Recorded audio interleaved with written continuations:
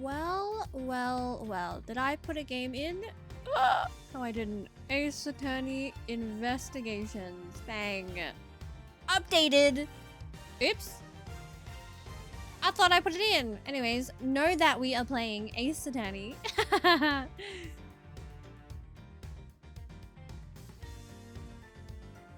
Oops. Anyways. Oh. I may have pressed on the controller.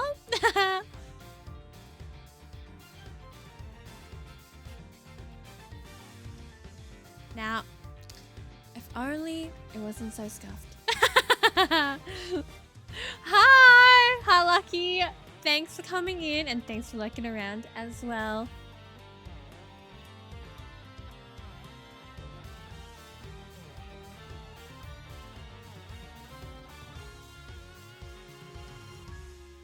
I hope y'all have had a wonderful week. It is good old Friday Junior, and honestly, I can't wait. I can't wait for the weekend, but I'm actually having to do overtime. So overtime, weekend work. There's no rest for the wicked. Anyways, welcome in. We are coming back to Ace Attorney. I had to think about where we were, what we were up to, because it's been a little bit since we last played Ace Attorney. But I'm very happy to get back into it, especially I think we're going to see you again. And I'm excited. I actually can't wait to see her. My beloved. Enjoying Friday Junior more because I have work Friday. Do you work Monday to Friday? I think I just want to sleep. I'll be real. I think the cold's getting me a bit tired. Lucky. Now, I'm casual. Nice. I think that's good. Honestly, we out here. We're living. We're trying. I get shifts into editing jobs. Wait, that's cool. May I ask what it is for your casual? That's cool. I wish I knew how to edit things. No, I can't really. I don't even know how. I'll be honest.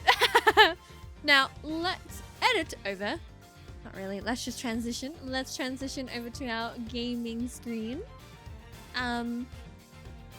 I think we're gonna be in the courthouse, in the courtroom.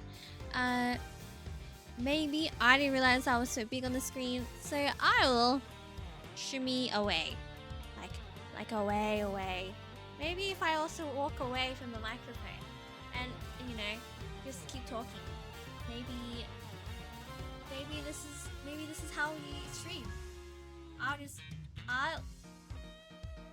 just stand in the very back recesses of my room and I will yell from the tops of, not really, from my lungs, "Cat, can you hear me?"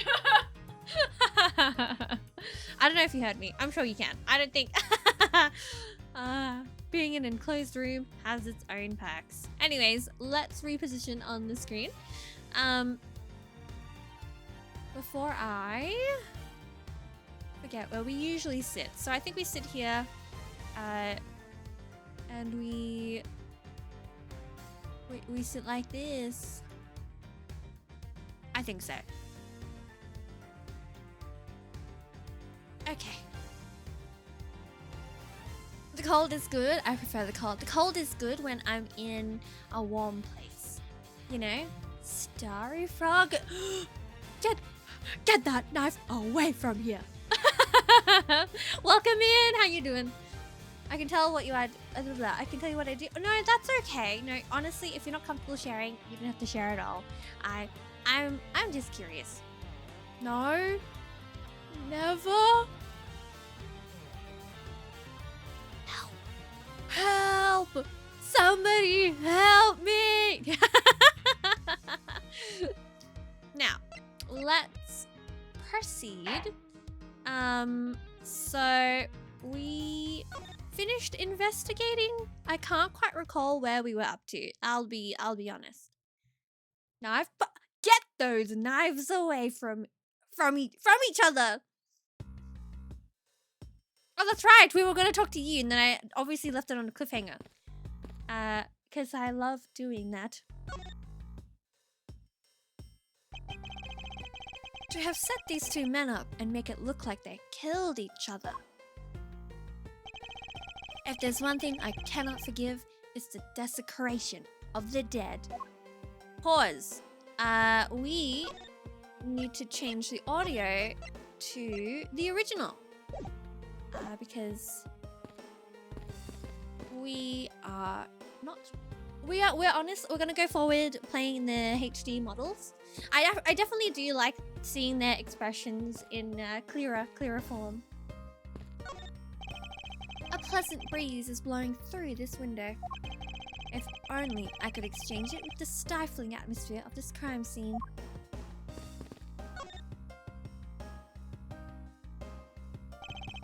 The television has been left on to preserve the crime scene, of course. And it will stay on until the police are finished with their investigation. I really was about to read that as until the end of time. That's a long time for a TV to be on. Do they think nothing of saving electricity? How bothersome. Yeah, right. It's Mr. Faraday's bag. The evidence for the trial of the embassy's staff's murder is in here. And if things had gone smoothly, they would now be mine. Including the two weapons in this double murder, the knife and gun, I suppose.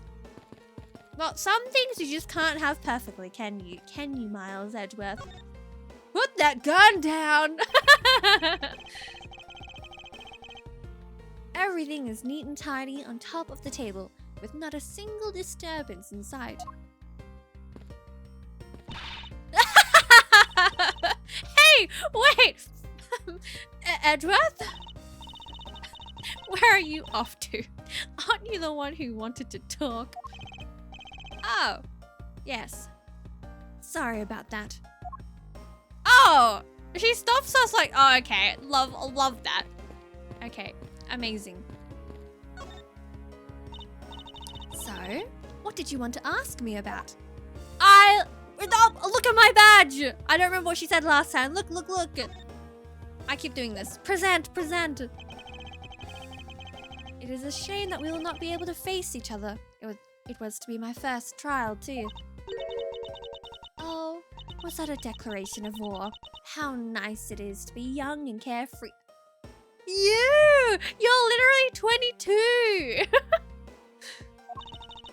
And what a nice, squeaky clean badge you've got yourself there. I'm jealous. I'm sure its gleam will dull over time with experience.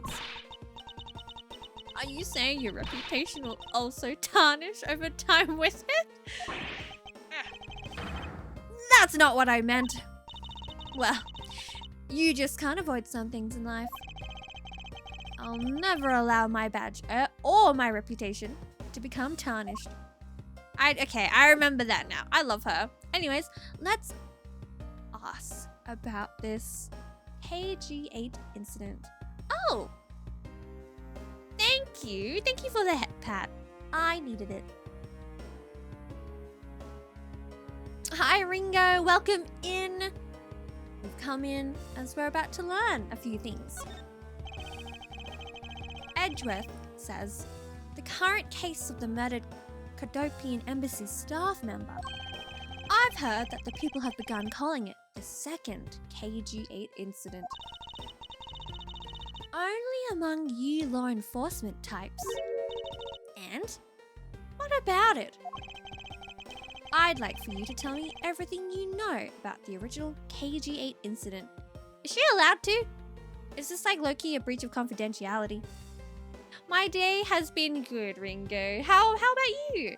I'm glad the day is settling, and I'm happy and lucky to be in a nice warm room. Nice and toasty room. As we play Ace Attorney. Oh, there we go. I'm afraid I can't help you. Exactly my thoughts, right? Oh. Never mind. I don't know anything beyond what was reported in the papers. No. I believe you know much more. Since you are directly tied to the KG8 incident. I'd appreciate it if you'd stop with the false accusations. Baseless outbursts are useless both inside and outside the courtroom. Don't you know? I do. But I also know that I do have a leg to stand on here.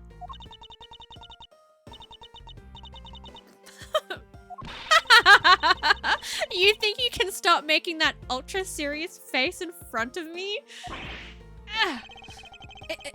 If you could please stop laughing for just 1 second. I'm not going to make any headway like this. I'm just going to have to show her exactly how related to the KG8 incident she is. Bang! Thanks for lurking, Lucky.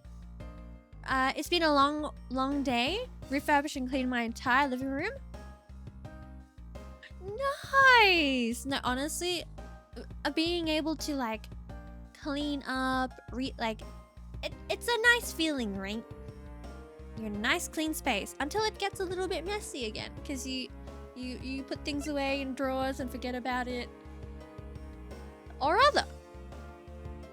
Now, I believe we present the KG8 incident overview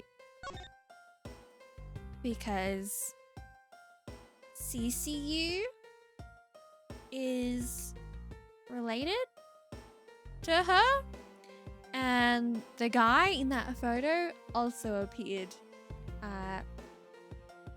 earlier in this episode chapter. So present. Miss Yu, I believe that I have proof of your connection to the KG8 incident. That file is your proof? Very well then. Why don't you tell me exactly how I'm related to the KG8 incident? Through the suspect, through the victim, through the lead prosecutor, through the victim. Your connection to the KG8 incident is through the victim. The victim's name is CCU. You will note that she has the same last name as you. Can you really still tell me with a straight face that you are not related to this case?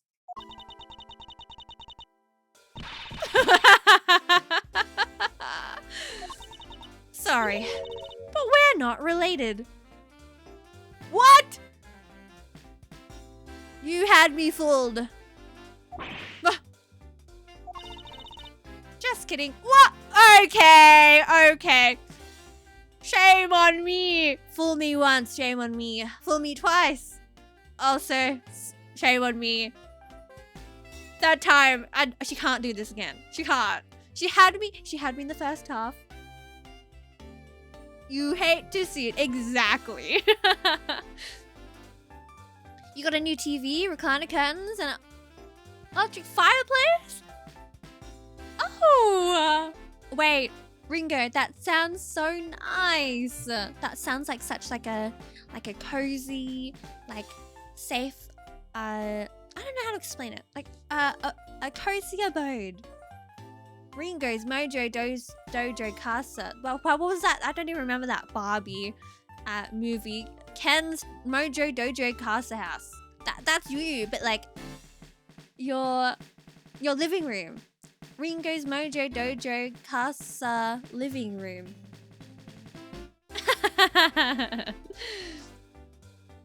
Now, to proceed. Just kidding. You asked that question with such a serious look on your face. That I couldn't help but.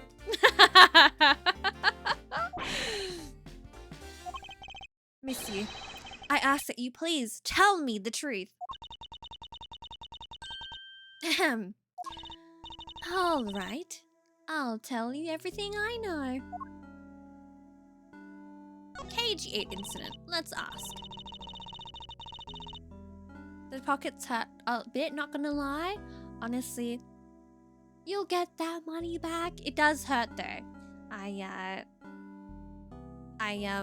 understand. I low-key have been buying things as well, and it does hurt. It does hurt the Yep. It hurts a bit. But no, you are a very hard worker and you'll be getting the bread back very fast. So long as, you don't pay attention to it. It comes by fast. That's what I think. I try. Me, as I get paid monthly, and I'm just like, please, sir, I'm just on ice soup.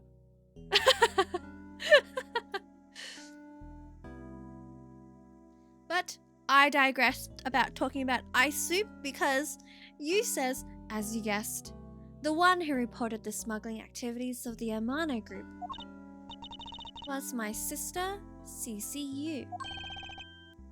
As I thought.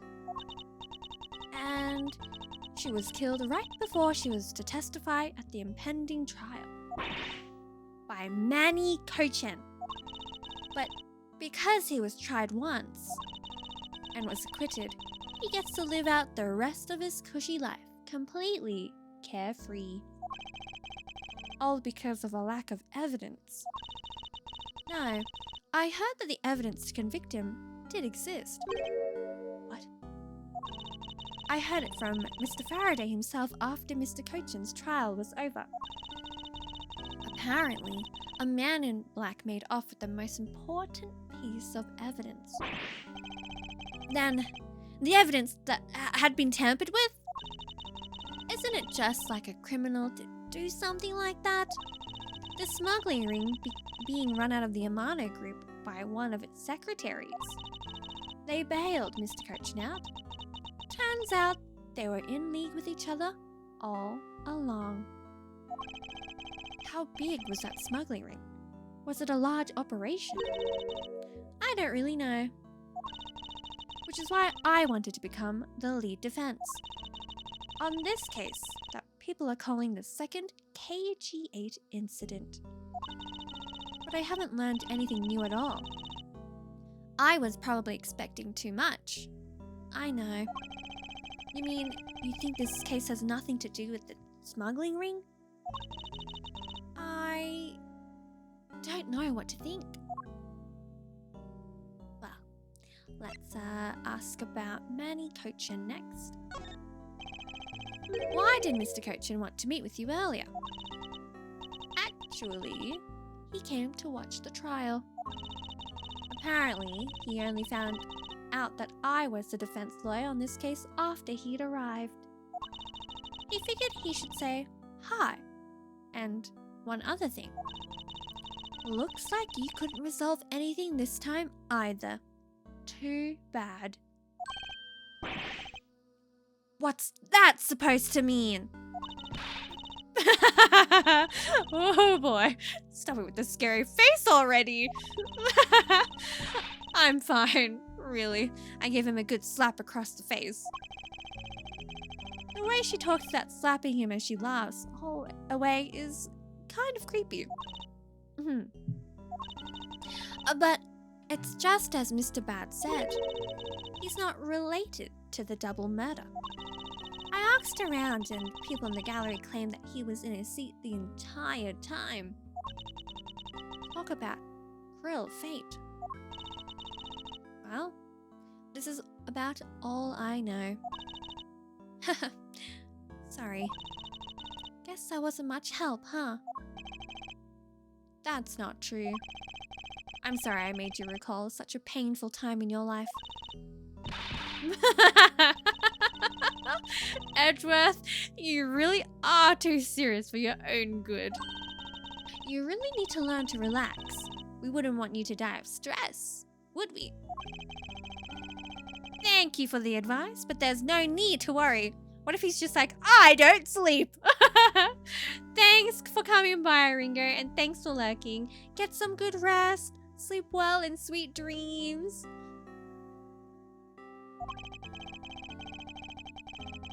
Joke's on you. I never sleep. I work in my own way, and I will catch this criminal in my own way as well. You'll see. Look at you with your game face on, ready to go. I'm making no such face. Did you know laughter is the best medicine, Edgeworth? Don't you get tired of making such a serious face all the time? I'm charged with making sure that all the criminals of this world are found guilty. Good luck. I have no need for laughter. No! He's one of those characters! There you go. Making that face again. Oh well. I've got to get going. I still have a few loose ends I need to tie up. Goodbye, my beautiful, beautiful wife. Ahem. The KG8 incident and this murder investigation. It is my belief that these two cases are related to each other somehow. Plus that Detective Gumshoe. It's obvious he's lying, even though the lie is hurting his chances. Clearly, this case is far from over. But whether or not that detective is the murderer can only be determined once I've completed my perfect investigation. Mr. Von Karma, I swear to uphold your honorable name, or my name isn't Miles Edgeworth. To be continued. So you're telling me I could have finished every single time. Every time we play. Every time we play a game, any game, I'm so close to the end.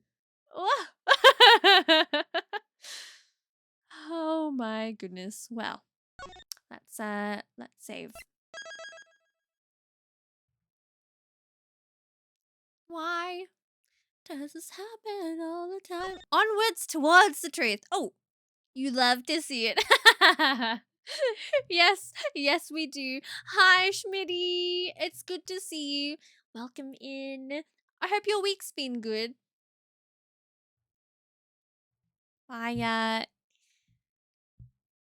Though honestly, I can't believe it's already like half the year already. But I digress. I'm very excited for end of financial year sales. I love retail therapy. What is that man? Pause. Is this man? Is he okay? What happened to him? Is he okay? There's a lot going on this screen right now. Like he's slacking off. He broke the bubbler. Yu's looking fine. She's slaying. And he's got a bone to pick with that officer over here. Oh my gosh. Every time I see the thinker, if you've played the first Ace Attorney game, if you know, you know. It's been a busy one, but I'm doing okay. I'm glad to hear it. No, I feel like this week's been very busy for so many people. So I hope you get the chance to rest and to chill out this weekend. You understood. Oh. She deserved better. Oh, really? Oh, wait. Oh my gosh. I hope you're enjoying it. I played that one years ago. That one's a good one. I think it's like a really good like entry into the series, but it's so sad at the same time. Oh. But I'm glad. No, I'm glad to hear that you're finding it really good. It makes me happy. I'm up to the last episode on the first game. Nice. I can't quite recall like the happenings in that game since I played it so long ago, but it is very, very good. Also, what happened to my model? It's not a scuff stream. If it's not, what is going on? Pause.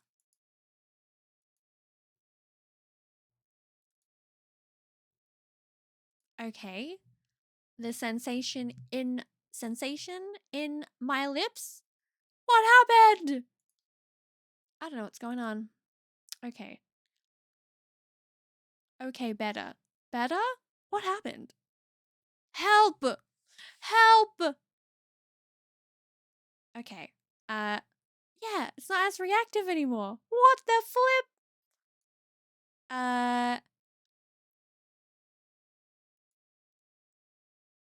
Okay. What did I do? I messed up. In the grand scheme of things, I think I messed up.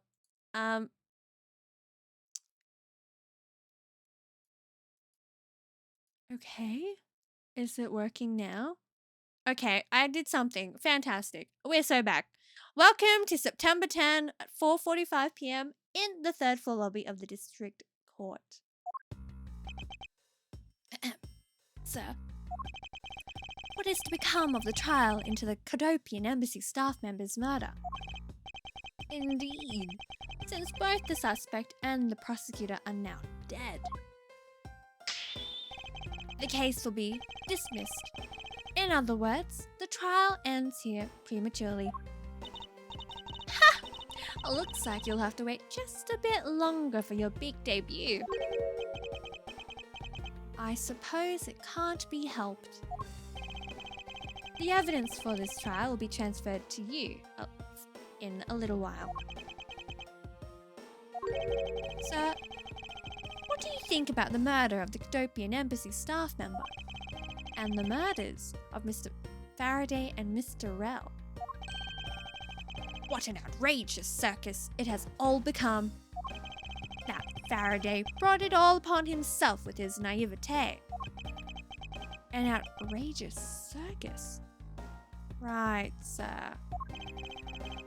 I grow wary of this topic. Edgeworth, I will have you assigned to a different case. Papa, you'll come and watch my courtroom debut next, won't you? I'll consider it. Sir, if I may, please allow me to continue with my investigation. Whatever for? I know that there is already a suspect in the murder of Mr. Faraday and Mr. Rell. However, there is not enough evidence to prove that it was he who committed the crime. I'd like to continue investigating in order to find the perfect proof of his guilt. The perfect proof? Don't make me laugh. A worthless person like you has no right to claim such a thing as perfection. Oh my gosh, okay, Loki, if he said that to me in person, I'd start crying. I'd start bawling my eyes out. Oh, Edgeworth, you have a heart of steel. Papa, who do you think is the real culprit behind these murders? Miles and I, we're competing to see who can find the real killer first. Plus, being able to investigate a real crime scene is a really rare opportunity. It would give us some real-life experience. Wouldn't you agree?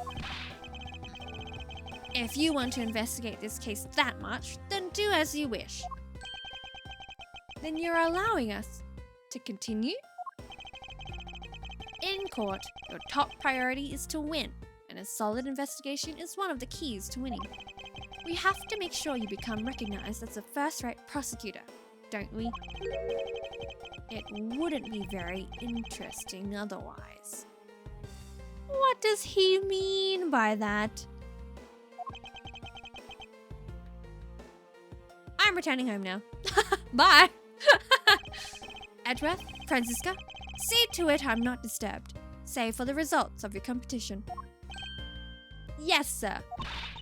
Of course, Papa. Franziska, thank you. What are you thanking me for? Your logic, Ellie, was built on that scruffy detective's lie. That means that the competition is still on. Yes, just as you wished. I couldn't let you get off so easily. Now then, let's see how well you fare on the investigation from here, Miles Edgeworth. I know I don't have enough information yet, so my first order of business will be to question anyone involved with this case. And he's right there. Before we do...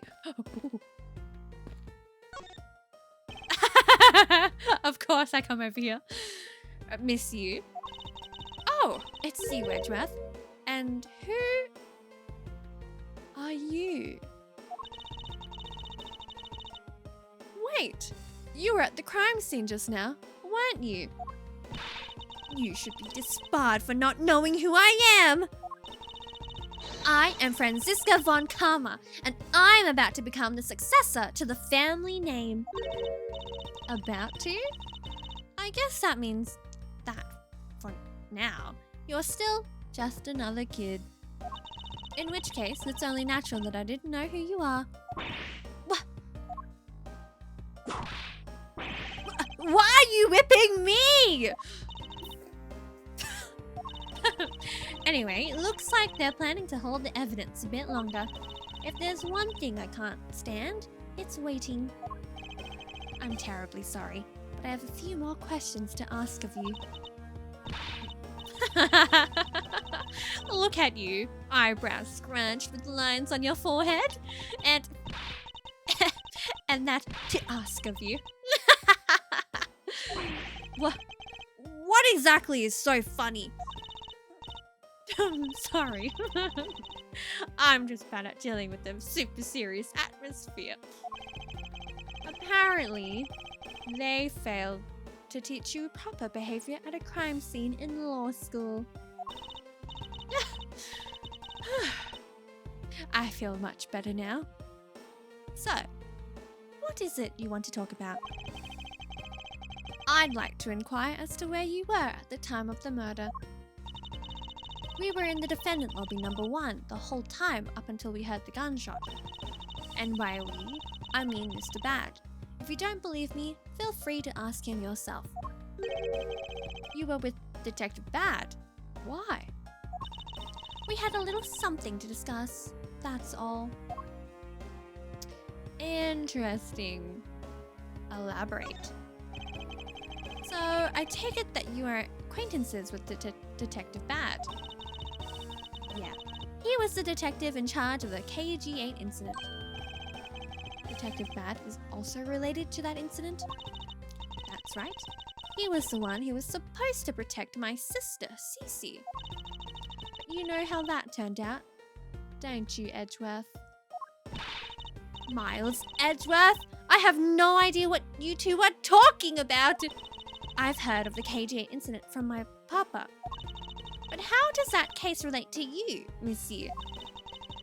The victim of that case, CCU, was my little sister.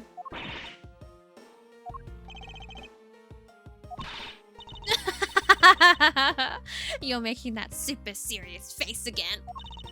I'm fine. Really. I just make it a point to rub some more salt in his wounded pride every time I see him. The way she talks about doing that as she laughs away is kind of creepy. Oh, speaking of Mr. Bad, he and Mr. Faraday, I'd say they met up just about every single time the Yatagarasu made a move. It was practically a given that the two would meet up at every one of the crime scenes. I see. He did mention that he's in charge of the Yatagarasu investigation earlier. Maybe I should ask her what she knows about the Yatagarasu in more detail. Before we do, time of murder. You claimed at the first time of the murder. You claimed that at the time of the murder, you were with Detective Bad. But don't you lawyers usually discuss the trial with your clients during a recess? We do, and that's what I was planning to do.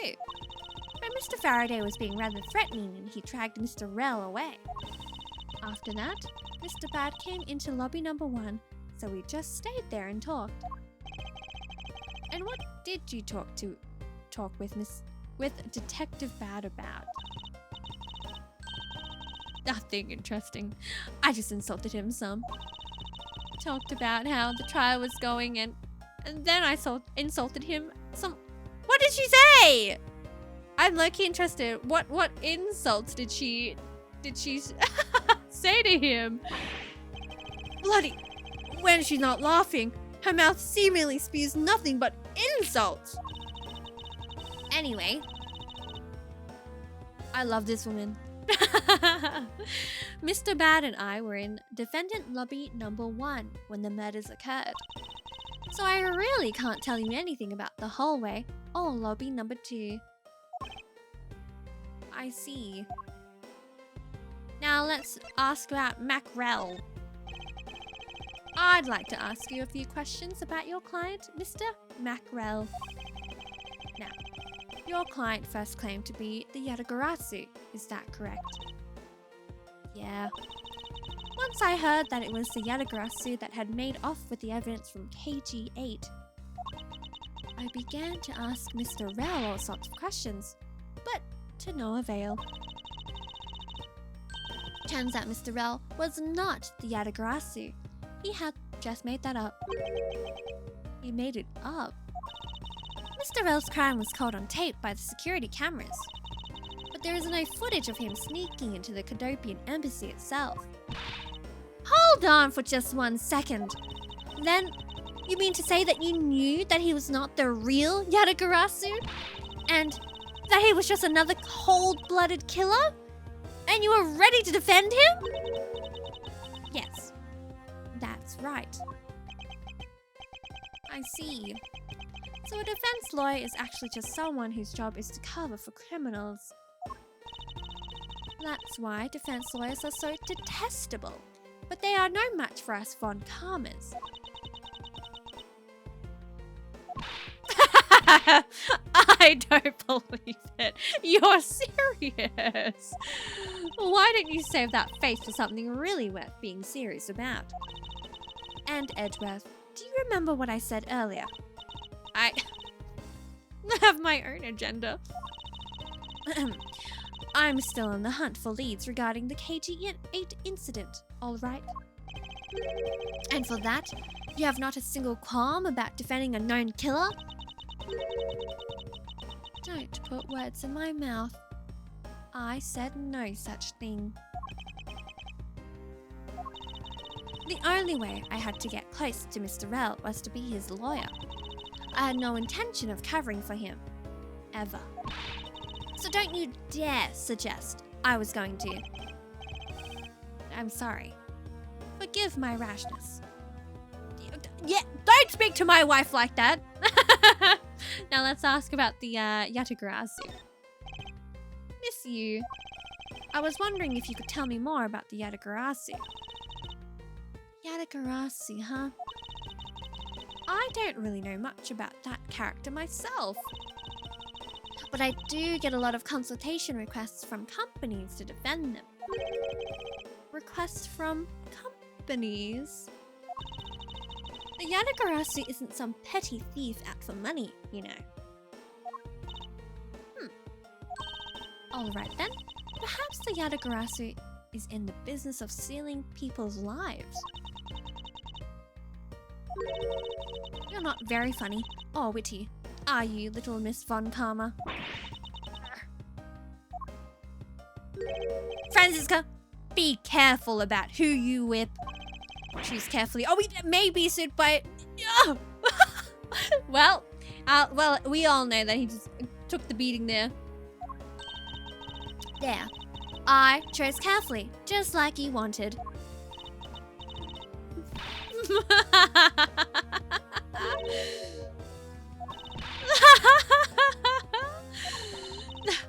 That just now was hilarious, little missy. Of course it was. What is wrong with these two women? Why does my pain give them delight? And so in the end, what is the Yatagarasi? I have to say, I had never heard of this thief when I was in Germany. The Yatagarasi deals in information, namely, in digging out dirt about backroom dealings and the like of companies. I don't even know how to pronounce that, DJ. Schadenfreude? My dear Edgeworth. Just... look, we... Very close? Oh, what could have been? Had the first half? Freude?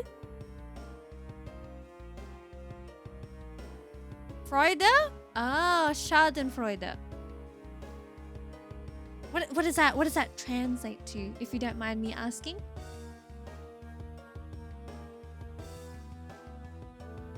I will take this opportunity to drink and be hydrated.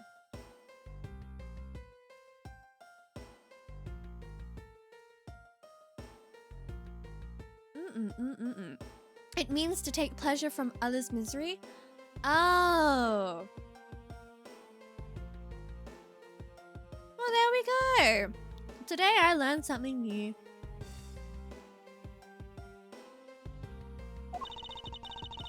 Thank you, DJ.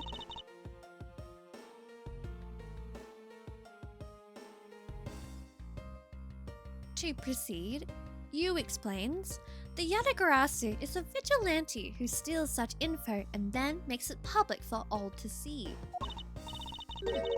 Vigilante or not, this person sounds like just another criminal to me.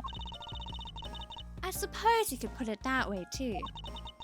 But either way, I get a lot more clients now, thanks to that thief. Sounds like Miss Yu is profiting nicely. I suppose I've gotten all I can out of Miss Yu. I should move on and speak with Detective Gumshoe now. No, not yet. I'm going to see what's happening over here. I can't stop the water, sir! It seems that the man who was here earlier broke it by drinking from it too much. Bunch of fools who pretended to not see the foolish actions of a foolish fool! Well then, why don't you lend the officer a hand?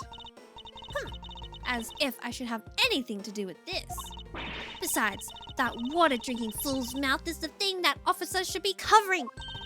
Let's give that officer a description of the water guzzler later. She seems to have quite the grudge. Sounds to me someone wanted a drink. Wow, this thing is so incredibly detailed. My inner modeling fanboy is impressed. I'm not exactly a fan of plastic models, per se. But even I can sense the super quality of this model.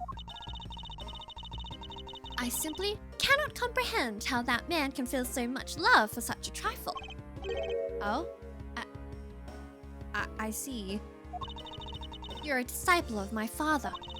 So you would do well to guard yourself against an interest in such unproductive things.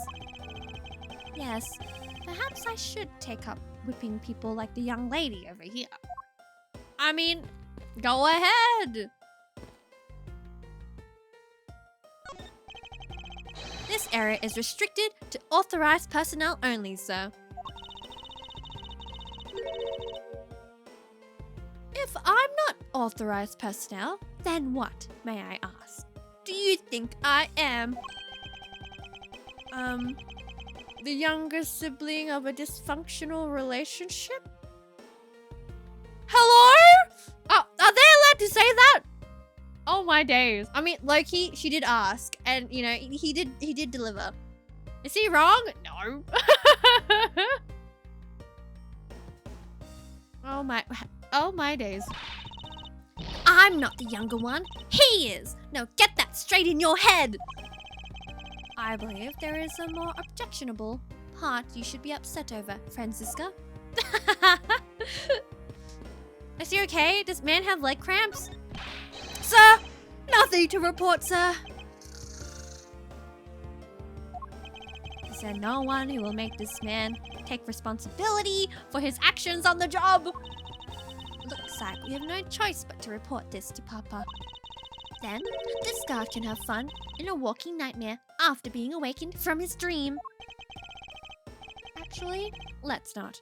I kind of feel sorry for him now. Oh, so he's sleeping on the job. It looks like he has a leg cramp and he's just in pain. It's an incredibly detailed model, isn't it? I heard that it cost as much to make that as... Hold on. Let me start again. I heard that it costs as much to make that as it costs to build the... I'm speaking in the wrong speed. I heard that it cost as much to make... Wait, I think I'm getting it. Oh, hold on. Third time's a charm? I heard that it costs as much to make that as it costs to build the courthouse itself. Oh, that was rough. I'll be real. What was the point of making such an expensive model? I felt the exact same way upon hearing it. It's so hard to understand such foolishness. Agreed. That'll do. That was really hard for me. I don't know. I think recently I've been kind of struggling with my braces and speaking. Miles Edgeworth, to proceed. Yes. What is the meaning of this bulletin board? Why are there so few trials posted? It would appear that the entire week is devoted to Mr. Rells's trial. Is the crime rate really that low in this country? Or maybe the police lack the proper motivation to get out there and catch the criminals.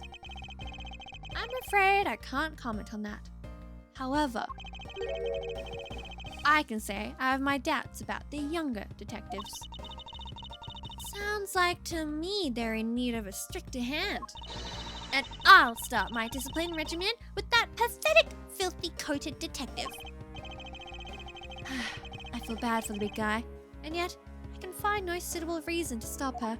Oh, stop! Stop her, Edgeworth! No!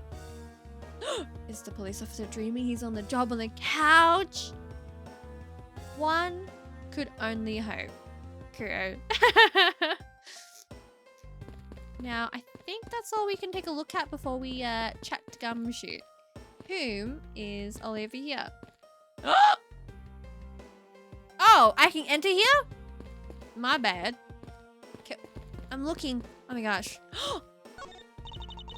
This must be the judge's desk. You can tell by the gavel sitting on top. I didn't know we could go in here. I had a dream once that I was being squashed from above by this gavel. You're such a weakling, Miles Edgeworth. You have no idea how frightening it was. Yeah, right? That's scary. Anyways, let's head on back. Oh, wait, pause. It's the defense attorney's bench. I'd probably be standing on this side of the courtroom if that incident hadn't happened. What are you thinking about? Lately, the more wrinkly your face becomes, the less I'm able to read what you're thinking. Well, I never. I'll have you know, I don't even have a single wrinkle upon my youthful brow. Are you sure about that? Right? No, I agree. I also agree. Any day now, I'll be taking my rightful place behind this bench. By that time, I should already be standing here. It'd be downright disgraceful if I beat you to it, wouldn't it?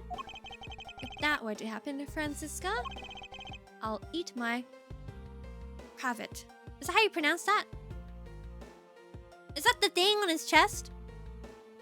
I assume that's what that is. Pause. We're going to learn what it means. Cravat? Oh. Yes? Pronounced as? Cravat. Frick! No! I pronounced it wrong! It is defined as a short, wide strip fabric worn by men around the neck and tucked in inside an open necked shirt.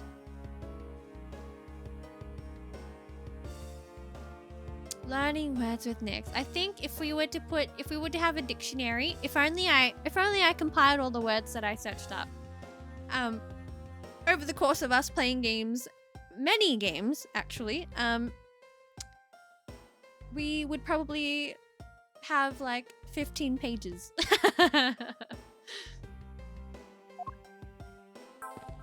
Oh my god, we just got an award for saying I'll eat my cravat. It's the witness stand. I'll make sure that each and every person that ever stands here will be found guilty. There are others besides the defendant that stand in this podium, you know. I don't care. Just make sure you never end up standing at one of these, or you'll be sorry. I'll keep that in mind. I'm assuming in one of the games he does. He does stand behind. Behind it. It's the viewing gallery. This is where the riffraffs sit when they come to watch. It's situated at the same height as the judge's bench. I wonder if that's to represent the intense scrutiny of each and every case from all sides. Miles Edgeworth, are you or are you not man enough to stand up to all those eyes? What sort of... Of course I'm man enough! What? Alrighty, and do we see the same thing over here? We do. Alrighty, so we looked at everything here, so let's go back and talk to Gumshoe. Gumshoe, my goat.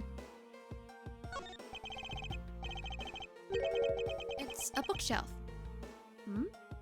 What's this? Judge's Trial Exchange Log.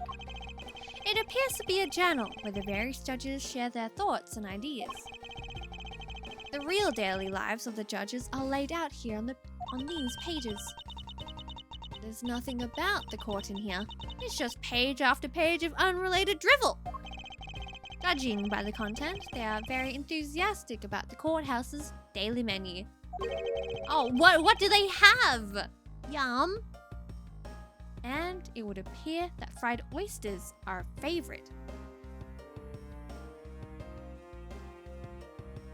I don't like oysters. I don't like seafood. No. I have no use for such foolishly foolish words from that foolishly foolish crowd. Someone please assure me that this is not the true state of this country's judiciary. Well, I hate to break it to you. Now, let's speak. Let's speak to the crew over here. Detective Gumshoe. Hey! It's you, pal! You're here! Youch! As am I. I don't think you needed to whip him to let him know that. I didn't do it, pal. I swear on my honor as a detective, I really didn't. Your words are useless. I place my trust only in the evidence, detective. Once the investigation is fully over, and should we find out that you are the killer, there will be no mercy to be had for you. Have a heart, pal. But you're not worried, right? After all, you have nothing to worry about if you really are innocent, that is. That's right! Hey, pal! go and do your perfect investigation and get the real killer for me, will you? I would have done so, even had you not requested me to, Detective. Oh, Gumshoe. He's just... No. I don't know how to explain him. Literally, Gumshoe, my beloved. Now, let's ask him where he was during the recess. You claim to be standing guard in front of the door to lobby number 2 during the recess. However, when did you receive the order to do so, and from whom?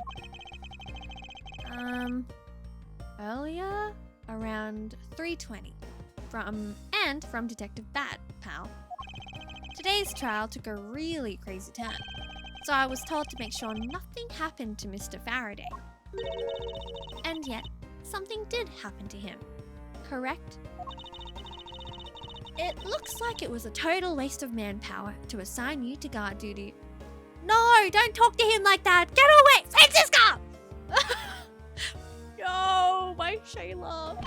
Ow! Your words sting worse than your whip, pal.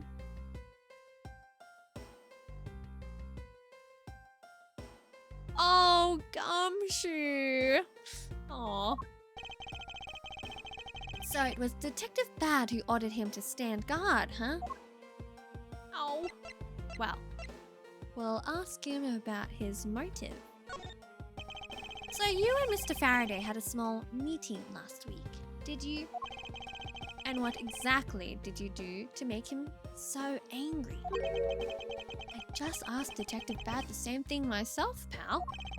Turns out he was mad at me because on my very first day as a detective, I reported in at my usual post instead of the Criminal Affairs Department.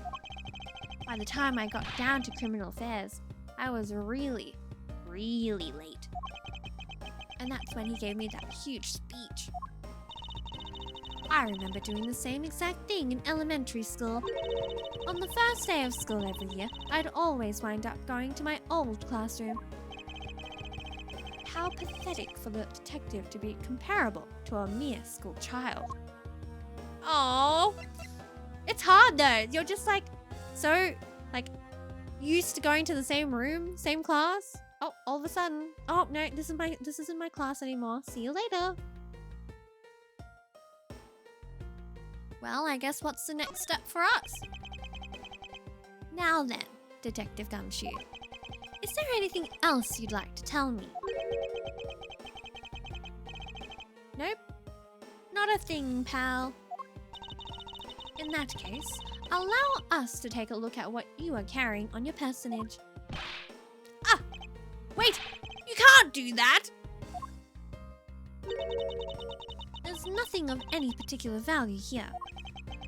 Well, my handcuffs and badge were confiscated by Detective Bad, so, you know. And what is that open envelope I see sticking out of your coat pocket? Ah! Hands off, pal! Just show it to us already. Yo! Annual bonus check within $5 total. Except there is no check inside. No! Gumshoe! You got conned! You got scammed! You thought this was real? Is this what he went off to see? Loki?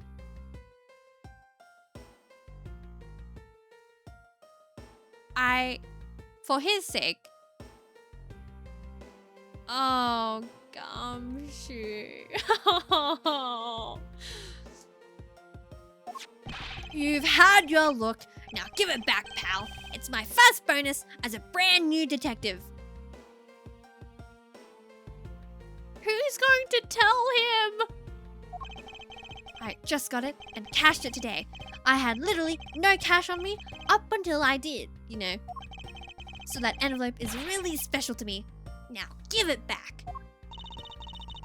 You don't need rubbish like this.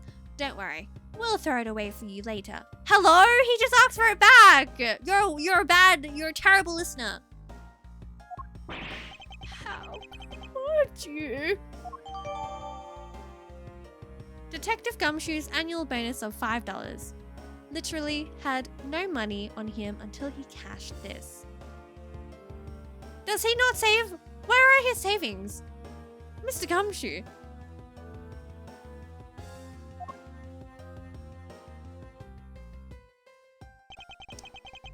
I'm sorry, but I need to take him for questioning now. I think I've asked him just about everything I needed to. No, wait. Since he became a suspect, there is one piece of evidence I should reconfirm. Officer, I ask that you wait a second. I still have one thing I'd like to reconfirm with Detective Gumshoe. Understood, but please make it brief, sir. I want to hear it from the horse's mouth. I must confirm whether or not his testimony about when the crime occurred is the truth. No.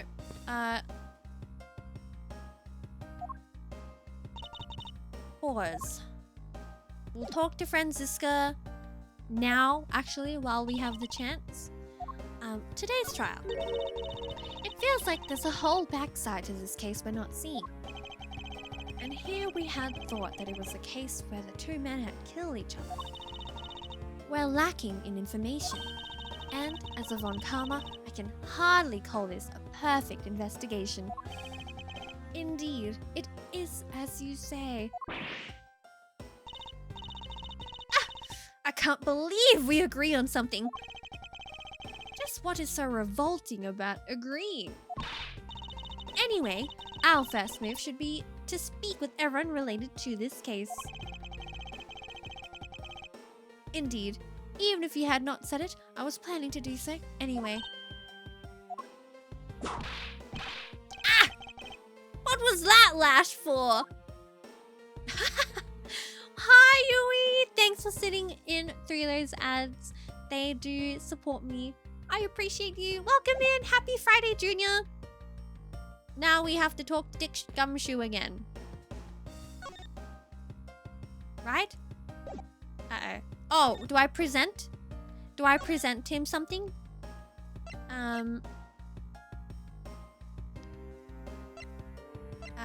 Crime scene notes. This? About the time of death? I think so? I think so. That cop is dedicated even in his sleep. I can't believe you knew he was sleeping. I thought he was low-key having a cramp. Let's present. I think maybe I'm presenting the wrong thing. I'd like to ask you a little about this.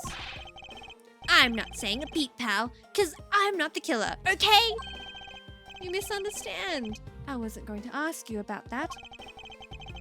All I've ever wanted to do was become a detective, pal, so I never want to be a killer. It seems that he doesn't want to talk about anything unrelated to his predicament.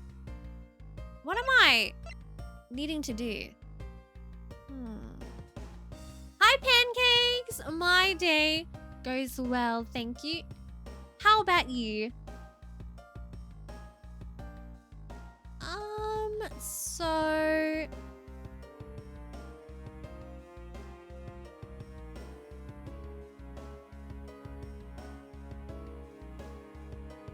do we not present something here? Unless we... okay, I'm thinking... if that didn't work, then his testimony? Testimony?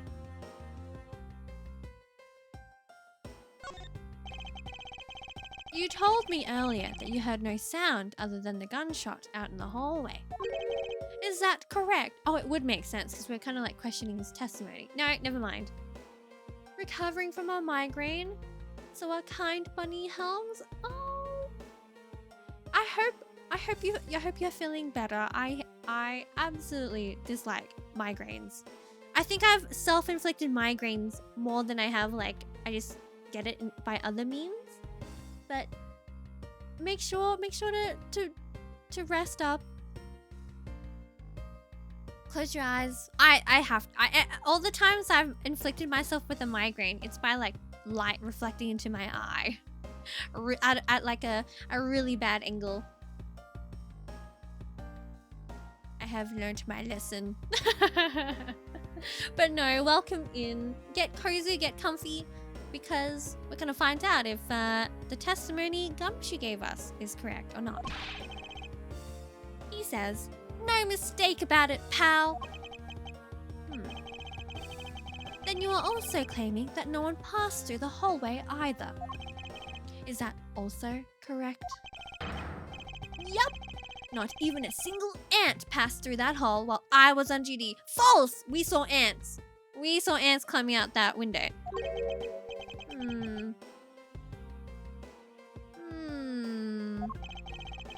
You do realize that the lie you're telling is only making life more difficult for yourself. Huh? Oh. But it's true! I didn't see anyone go through that hallway, and I didn't hear anything else, pal. I bet the killer found a way to kill the two guys. That's beyond what I can even imagine. So he intends to continue telling this ridiculous lie. But why would he do so, given the situation he's in? What if Mr. Bad did it? But because I'm thinking, like, Loki, he doesn't really like anyone else to, like, cover for them. But, like, it doesn't make sense because we just heard the alibi about Mr. Bad.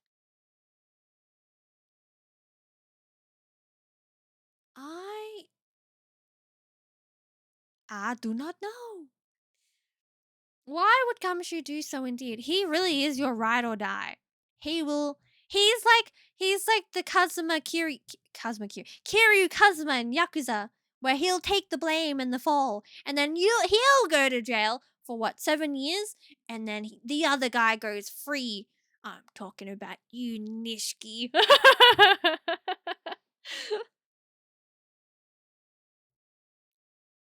10 years? Oh, I thought it was 7 years. Damn, he spent that long. And then he spent more, didn't he? You know, maybe I should just replay all the Yakuza games. I need to play the Yakuza games still.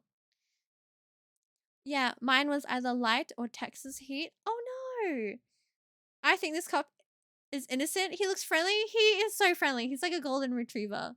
No, Pancakes, stay hydrated. And if you can, always try to like, get like a cool pack, like an ice pack near you. He is like, I am not very smart, but I believe in what I do know. Loki, he is like, I may not be. Loki, he's giving like, I don't know how, I was going to correlate it to another character, but I don't even know. Anyways, yeah, why would he lie given the situation?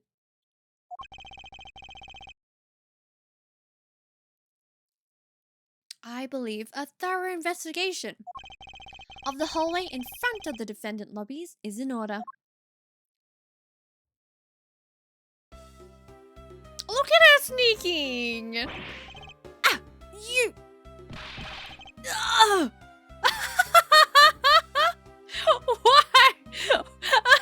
Why would she walk up like that and kick him?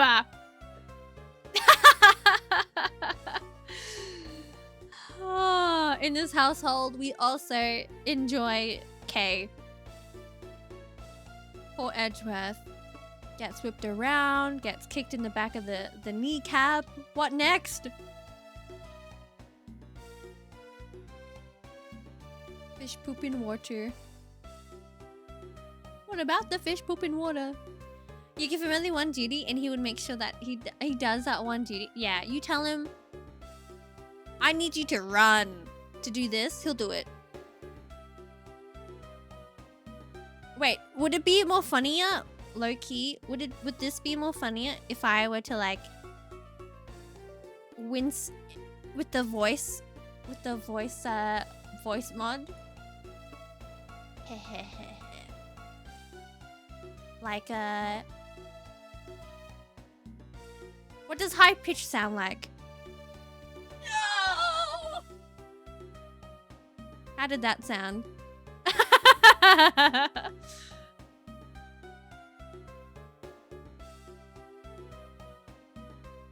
Bringing the back the voice mod. I feel like if Gumshoe says youch, this one's apparently called Sinister. I don't know how this sounds. Youch! I think Loki, the alien one's better.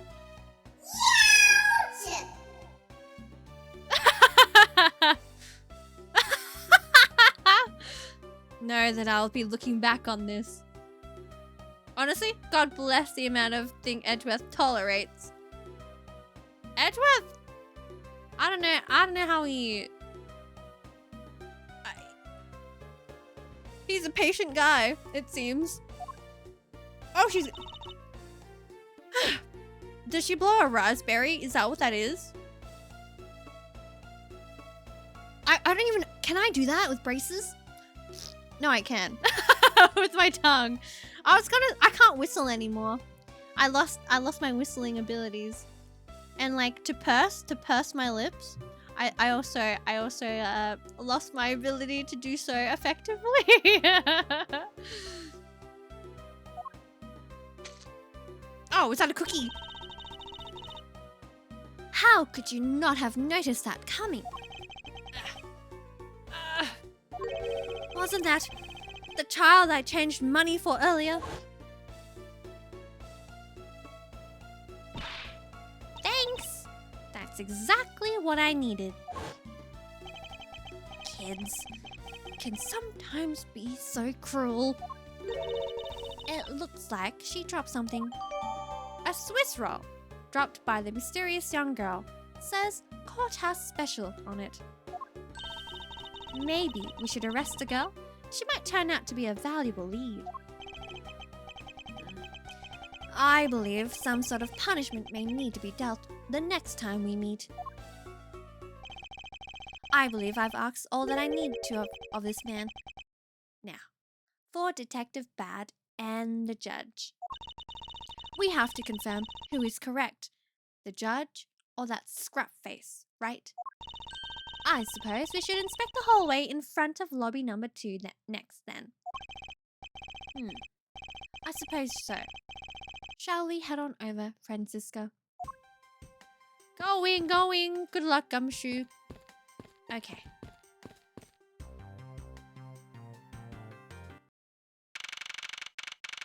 September 10 in the district court in the hallway. So, did you see anything else? No, I don't think so. I see. Well, thanks for your cooperation. Oh, it's nothing.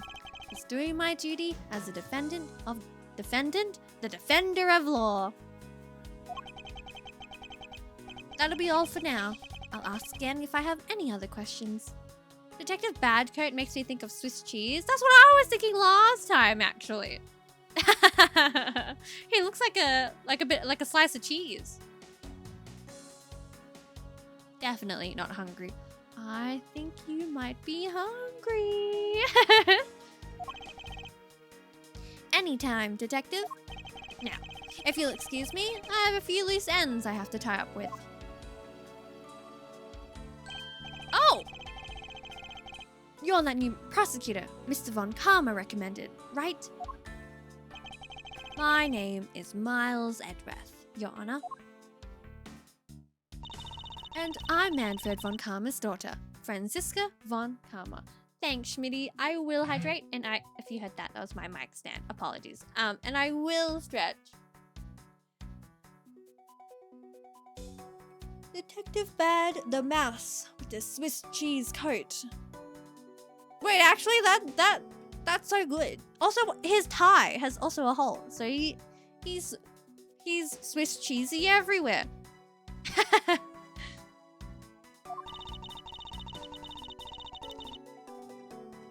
I'm set to become the successor to my genius father any day now, Your Honor. I see. I didn't even finish. I didn't even start reading. Mr. New Prosecutor recommended by Von Karma, Miles Edgeworth, and Miss Jen... Oh. I bit my tongue.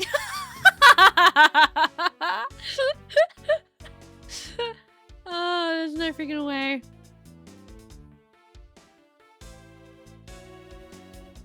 That's how... That is how I'm going to say, I bit my tongue.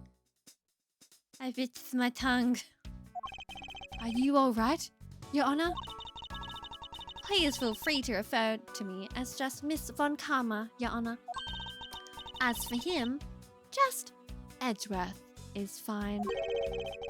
Apparently somebody doesn't feel that I'm worthy of a proper title. Oh! Very well then. I shall call you Miss Von Karma and Mr. Prosecutor Edgeworth. Your Honor, Mr. Edgeworth is fine, sir. Now, about your earlier testimony. Yes. What about it, Mr. Edgeworth? I would like to ask you a few questions about what exactly you saw. All right. After all, it's my duty to clarify my testimony as a defender of the law. I greatly appreciate your cooperation, Your Honor. Now, the first thing I will need to do is figure out that detective's exact movements. Oh, okay, we're investigating right now. In the hallway. Fantastic. Now I will reappear over here. Because I wanted to show you guys that there was somebody over here at the vending machine.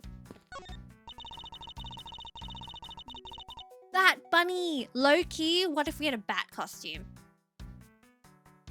What if I had a different costume? Full stop. One of these days. I would like to. I definitely would like another outfit for this model. But until I can afford that, which isn't now, I will have to wait. It doesn't look like there's anything contradictory left in this area, Franziska says. I suppose not. Perhaps I should check somewhere else. Loki, Edgeworth turned around so fast. With that? Okay. Just trying to get Franziska to like face forward, but it's not happening. Did you find something, officer? I think there's a $5 bill back there. Come on. Just a little more. If there's one working this crime scene who isn't a total waste of pot. Is there no one working this crime scene who isn't a total waste of living tissue? Unfortunately, there doesn't seem to be a single person we can deem useful here. Damn, okay. There are no signs that this fire extinguisher was used in the crime. If you could already tell from a distance, then why are you wasting your time examining it? Franziska, let's not try to rush absolute genius. He's making a most ridiculous looking face. That may be, but at least he doesn't look like someone who would tell a lie on purpose. I suppose. But to Von Karma, evidence is the only thing that carries any weight. Of course. At any rate, this poster seems to be of no use to us right now. Have you found any suspicious fingerprints, officer? Nope. Just the fingerprints of those involved with the case, sir. I guess we know all of the players in this case then, huh? It would appear that way, but I have the nagging feeling that we're missing something. And I suspect that what we're missing is hiding right here in this crime scene somewhere. It's with the ants, it's the ants.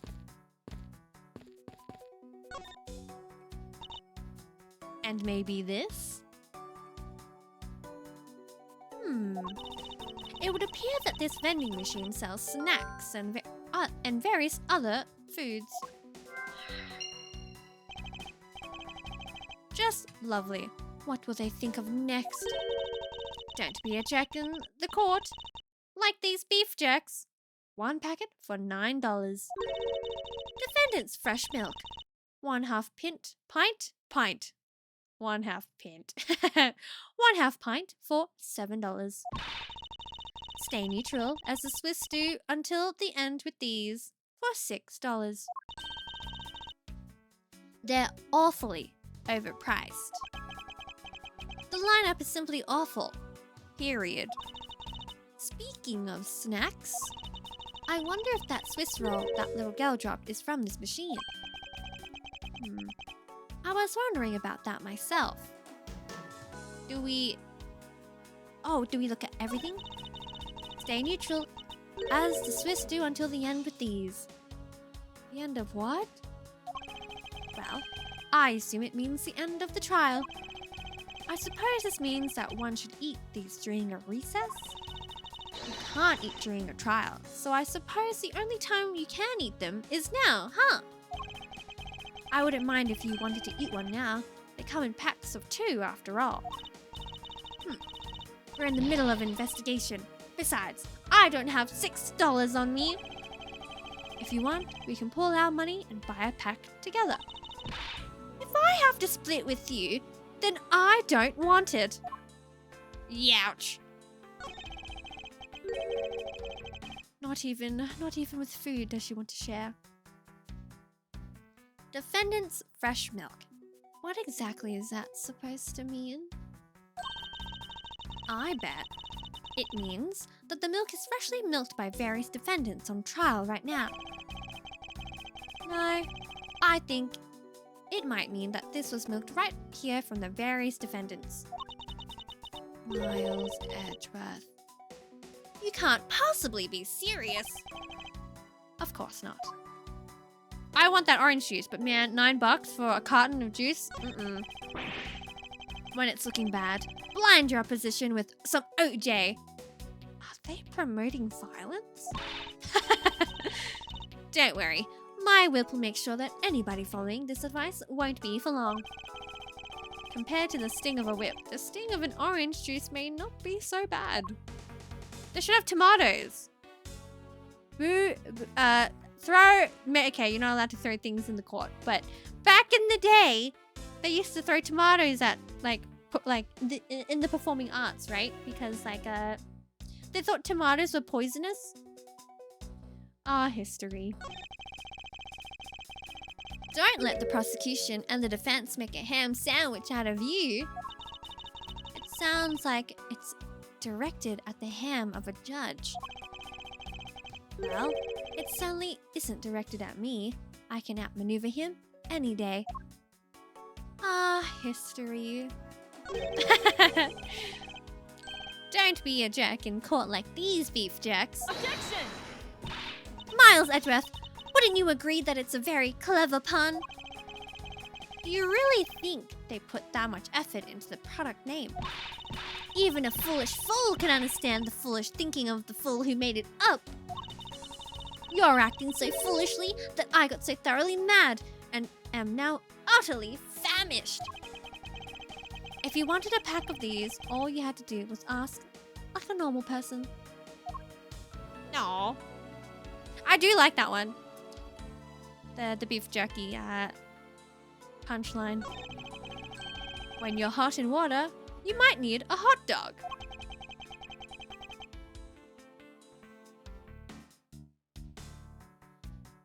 That gets nothing. That gets nothing from me.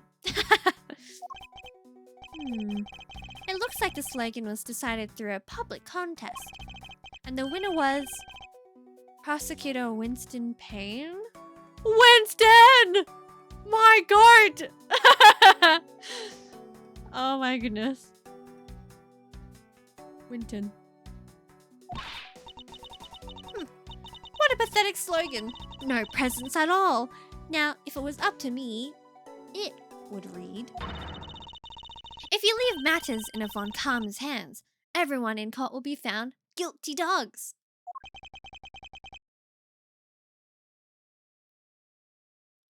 I feel like she's very self-centered about the Von Karma name. Objection! Overruled. Alrighty. And we can't take a look at anything else here? Okay. Well, at least we tried. We'll talk to these two later, but we'll have a look at our surroundings. I won't rest until I've inspected every suspicious looking nook and cranny. That is the saddest cactus I've ever seen. Ugh!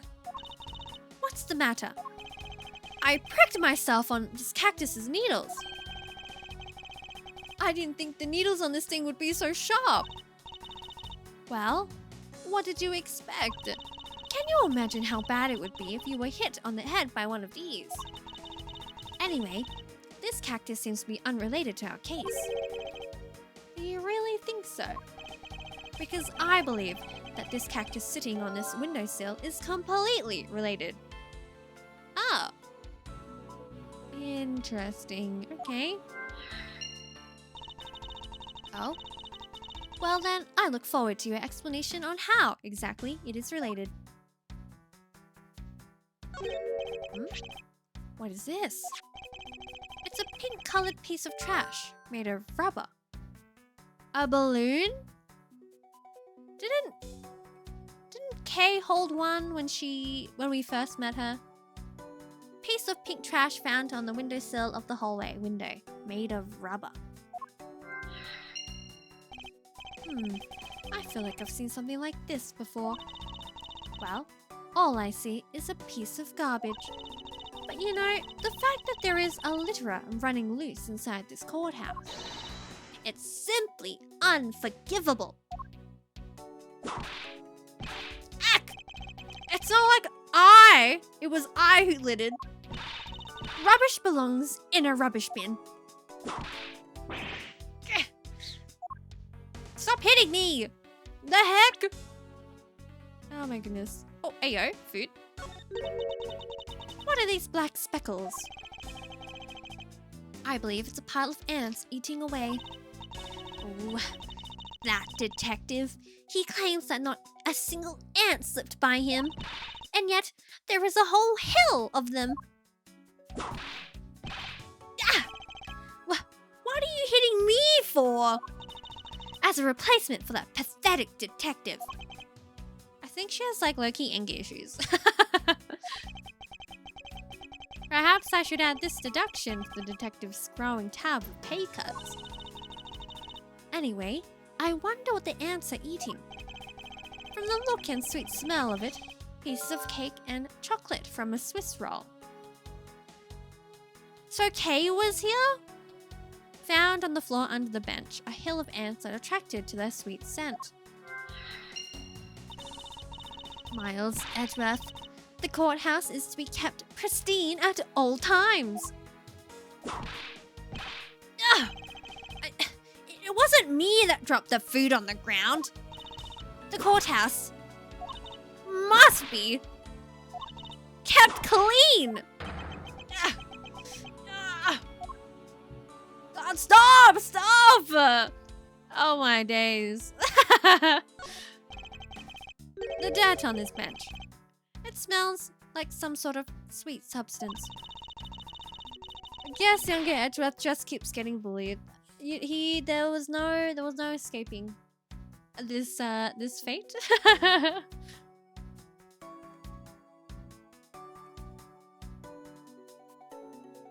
I can't believe there is someone going around dirtying the courthouse. For shame. Hold it!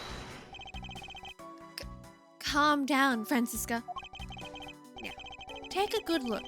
Doesn't this smudge look kind of a handprint to you? I suppose it could be. No, it is. No wonder he developed a personality at old age. No wonder he started having silver hair.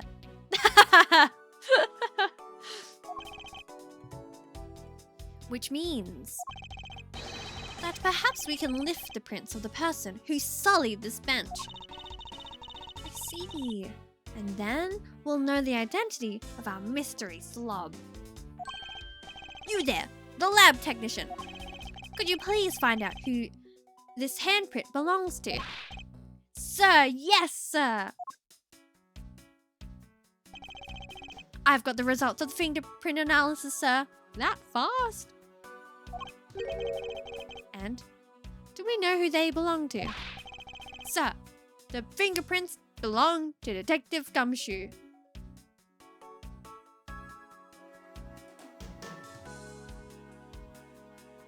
What? Oh. Interesting. Okay, what if he shared a Swiss roll with Kay? And he was like, and he used his $5 in the fast food in the vending machine.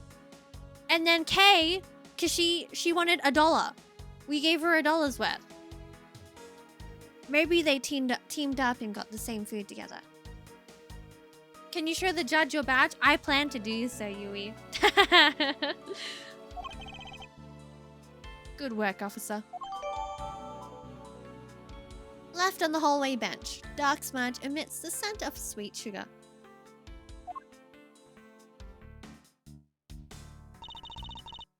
This just gets worse and worse for Detective Gumshoe. Gotta show off the badge. Exactly. If he's not gonna wear it, that we're obviously going to show it off.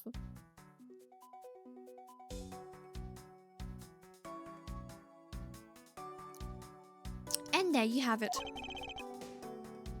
Yes, I suppose so. Now we know the identity of the person who dirtied the bench. I sense that you and I will be using this information in very different ways. Ants are pouring out of the hole in this bench as well. I wonder if the inside of this bench consists of nothing but ants? Don't you dare continue with that gross line of thought. I'm sorry. Why Kay needed the $1? I don't know, but she came up to us and was like, here's my change, and then we just gave her $1. Like in cash. Gumshoe's cup noodle funds is gone. It went to the Swiss roll. The ants are hard at work carrying their food home. It's a marvel that they can pick up such comparatively large objects to their size. Well, if you want to carry the mighty Von Karma name and not be squished under it, you'd better work extra hard, just like these ants. The same goes for you, Francisca.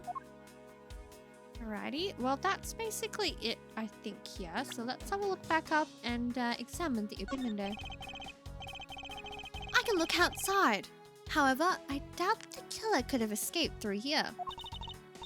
Of course not. This is the 3rd floor after all. It appears that bars were installed on this to prevent people from falling out. Bars? What bars? Can you not see them from your vantage point? She's like short. Oh my days.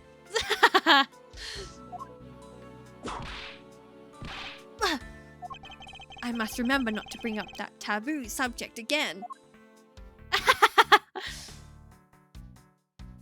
New insult acquired. You can't see from that vantage point?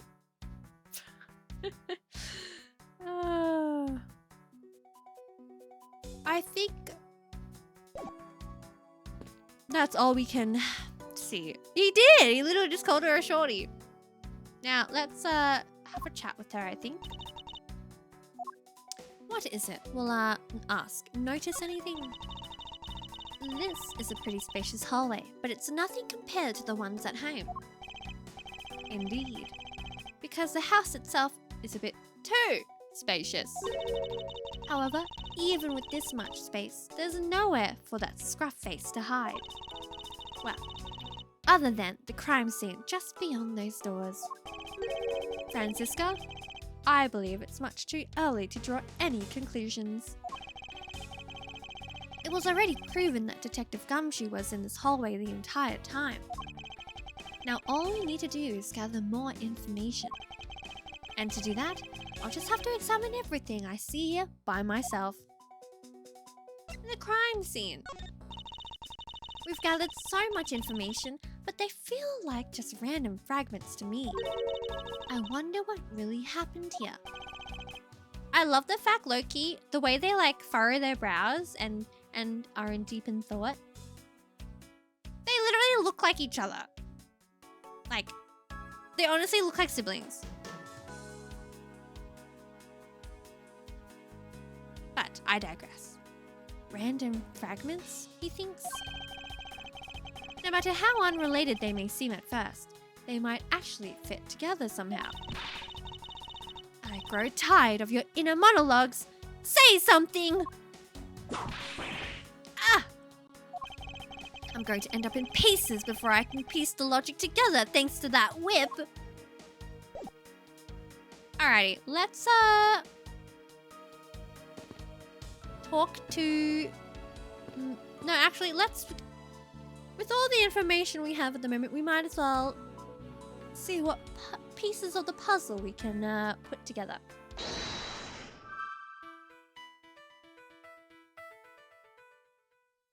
We actually have a bit. So... Low-key, what if this and this were together? Because the pink piece of trash is I'm assuming, the balloon. Before we get locked out? Don't say it ain't so. Oh, actually, I'm scared. I'm gonna go talk to the judge.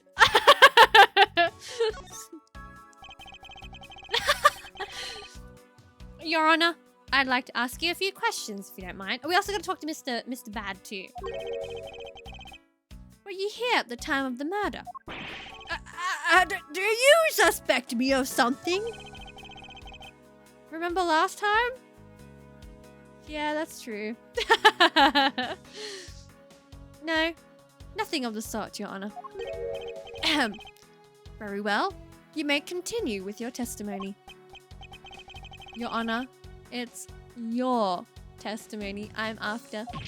Oh! I had no idea you were chasing after me or my testimony. I'm beginning to sense that I might want to avoid being in a trial run by this judge. Time? Wait.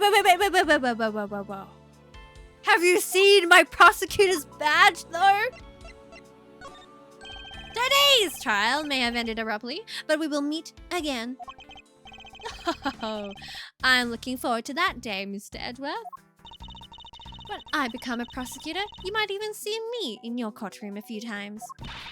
I hope you'll treat me with even greater respect than now. I only ask that you please do not bring a whip into my courtroom. I'm afraid that issue is not up for negotiation. As long as the whip can't reach his seat, I'm sure His Honor will be safe. I think. No! We don't get to show— No! We didn't get to show him our badge. We just talked about our status. Lame. Anyways, let's ask about the time of the murder. Let's see here. Now then, how should I put this? When you get to be my age, you need to pay more visits. Let me start again. You need to pay more frequent visits to the restroom. Look how sad he is. Oh, it's so... How old is he? Like 50?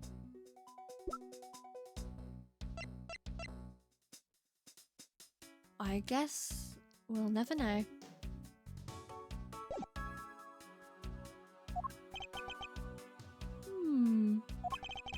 If you go take a look through the window at the end of this hall, you will see a small window. That is the window to the men's restroom. Oh, it is. Why would... That is a horribly placed window for the bathroom. Hello? And bathroom windows aren't that big. I feel like this is my privacy. In other words, the judge says, you can see clearly into this hallway from the men's restroom. When I was going into the restroom, that detective, Gumshoe, is it? Well, he was standing in front of the vending machine buying something from it. However, and this I couldn't believe, when I was about to exit the restroom, there was not a soul in the hallway anymore. He was just sitting down. Your Honor, if you could please calm down and explain it to me rationally. Was Gumshoe peeking at the judge? Not this time. He was too busy at the vending machine. Oh, I'm really sorry. Please, let me regain my composure. It was really suspicious. That's why my finely honed judge's intuition said. Although, well, until the murders occurred, I just sort of brushed it off. Apparently, this judge doesn't understand the concept of staying calm. The restroom window, huh? I wonder if you can really see the men's bathroom window from that one there. You can. I'm looking at it right now. I demand that you show me this very view at once! I suspect that her height is what's limiting her ability to see. That's probably all I'm going to find out from His Honor. Miss Edgeworth, may I return to my other duties now? Yes. I'm sorry to have held you up. Thank you for your cooperation, Your Honor. Anytime. Mr. Edgeworth, anytime. The judges in this country seem rather friendly. Yes, if not a little wish-washy. However, I hear that they are known to hand down very fair verdicts. She's telling you to give her uppies, Edgeworth. Use this chance to carry her. I low-key was singing that as well. Now, we're gonna talk to Mr. Bad. Detective Bad, I have something I wish to inquire about.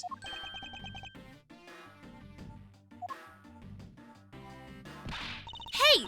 How about some actual work, you? I wish to inquire into Detective Gumshoe's movements during the recess. You're getting in the way of the investigation. I have an order from Mr. Von Karma himself. Plus, I still hold investigative authority. Well, obviously, wait, I think he gave us like a bit of an insult the last time we showed his badge. But I'm going to do it again. Does showing that off make you feel like a big, strong prosecutor? Of course not. I was simply proving my title of prosecutor to you. I see. But most prosecutors don't go around flaunting those things. It's like a detective walking around outside with his badge, flashing in the sunlight. Try that off too much, and before you know it, you'll be elbow deep in angry criminals. That would definitely be a problem. See, okay, I remember him giving us that harsh but good advice. Now, let's talk about Detective Gumshoe. Oops, sorry. So, I hear you were the one who called for Detective Gumshoe to come down here. Faraday. That guy was just accused, you know? I just knew something was gonna happen. My detective instinct told me. A lot of good it did you. You couldn't even protect one lone prosecutor with it. Hello? What, Loki? Why are people tolerating how old is she? 15? 13? 13? Hello? Didn't your parents tell you not to speak back to your elders? Hold it! Francisca, I think you need to apologize. I'm sorry. I'm terribly sorry, Detective Bad. Please continue.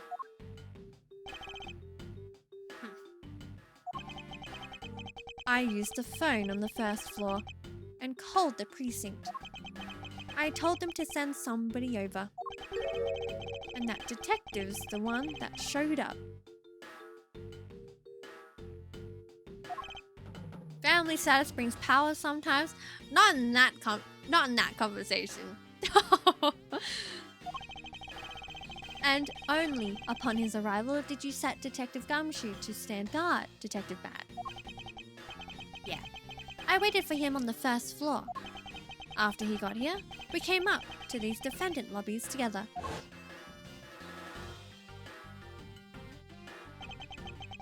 As we entered this hallway, we ran into you. She told us that Faraday was really mad and that he'd dragged Rel off to lobby number 2 to have a word or something. And that Faraday had said to not let anyone interrupt them. So what choice did I have? All I could do was tell the big lug to stand guard outside. And around what time did all of that take place? Let's see. I think it was about 30 minutes before I heard the gunshot. After giving the big lug his assignment, he never left the hallway. Not once. Oh. And how can you make such a claim? One of the guards out in this floor's main lobby swore to me he didn't. If the detective never left the hallway, then where did he disappear off to? That's simple. He must have gone into lobby number 2, just as I suspected. You and I, we were in lobby number 1 next door. The only one without an alibi is Gumshoe. No, because Kay's gonna say, I was sitting with him on the couch and we were eating a Swiss roll together. Please, unless it never happened. And it was just Gumshoe eating by himself. But then how did Kay get the Swiss roll?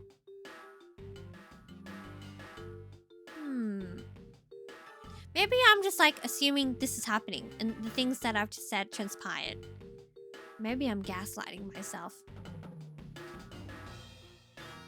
It would seem that I am still missing some key pieces of information. Yeah, me too. Anyways, let's talk about the gunshot. Detective Bad, you also heard the gunshot, did you not? Yeah. I heard it when I was in defendant lobby number 1. That's why I came running towards lobby number 2, together with you. I feel like Kay's too innocent to lie, right? Or if she does, it's like, because she's like nervous.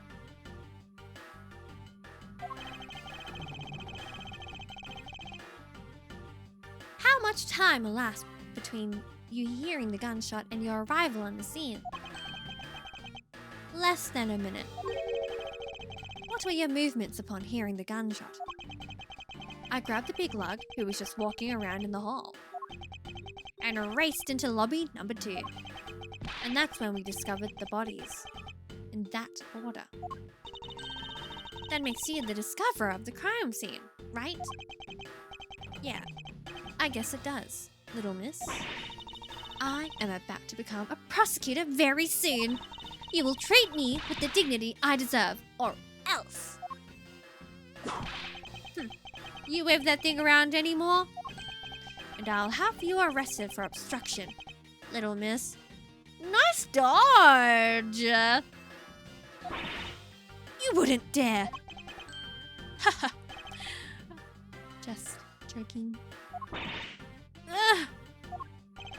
Detective Bad is really something if he can make Francisca behave. Damn. In this household, we appreciate Detective Bad. Are we about done? He says. Is there anything else I should ask him about? Well, he already said the time of the gunshot. Right? He said,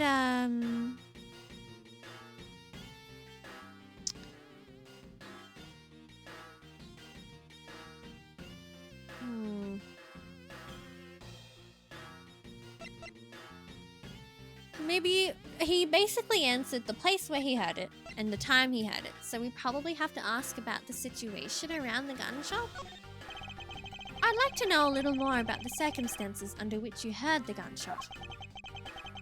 Oh. Never mind. Like I said, I was in lobby number 1 here. I have nothing else to add. Okay. Well, his testimony certainly corroborates with what Miss Yu said. Miles, you already asked him about that, remember? Oh, never mind then. Oh, should ask him something else. The time then? I thought he said about the time.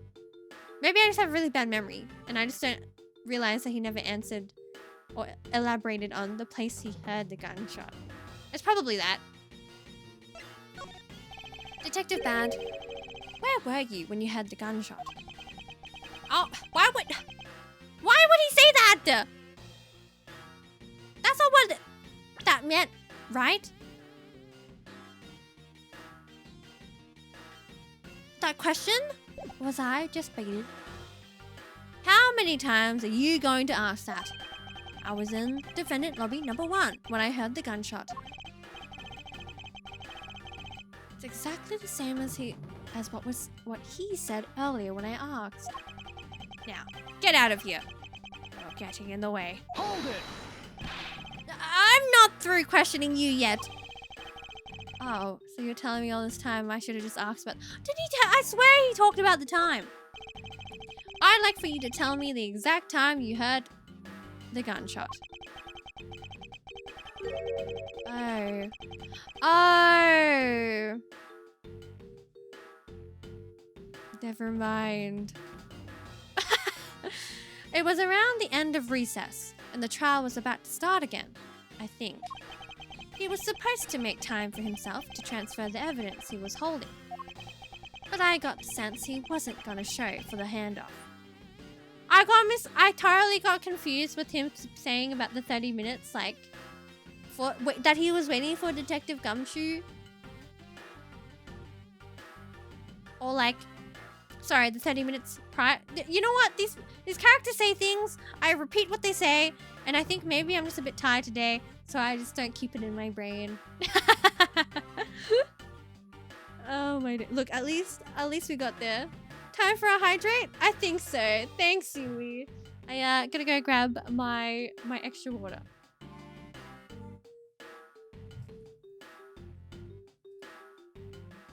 My water isn't here. I will be back. So in the meantime, I hope you guys will get some water as well and stretch too. So we'll be right back.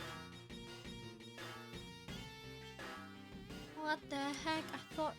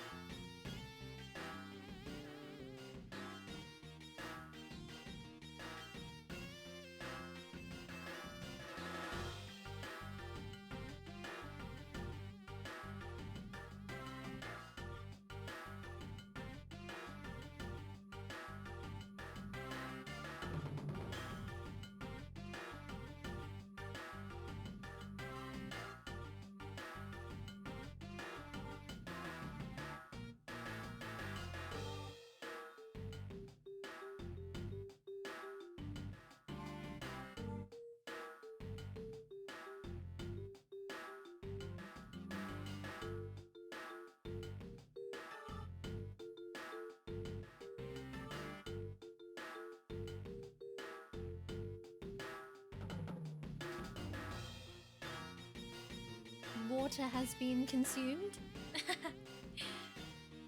Okay, we are so back. Thank you. I low-key also needed that stretch. But I got the sense he wasn't gonna show for the handoff. So I figured I should go get him, or he'd be late. And just as I thought that, bang! The sound of a gunshot hit my eardrums. So he heard the gunshot right before the trial was about to restart, huh? The testimony has been jotted down. He heard the gunshot right before the trial was about to start again. Are we done here? I don't have any time to waste. Hold it! Oh, come on. All you're doing is standing in front of this door, doing nothing. Bro, how many times is she going to insult him?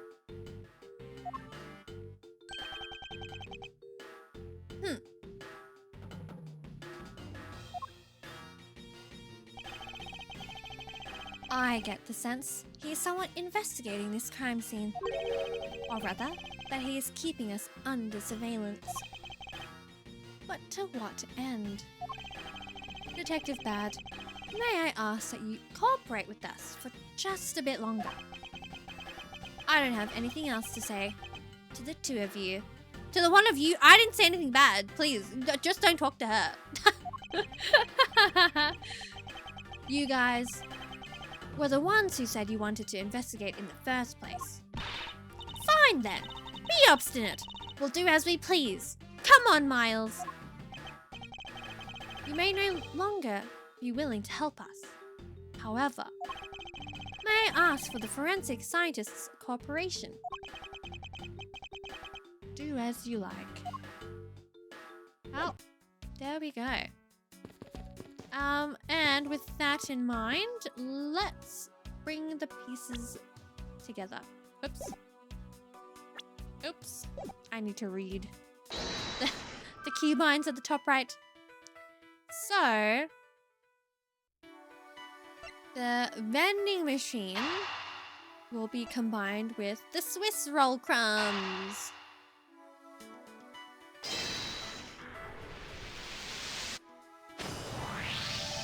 These bits of chocolate and cake, could they not have come from a Swiss roll?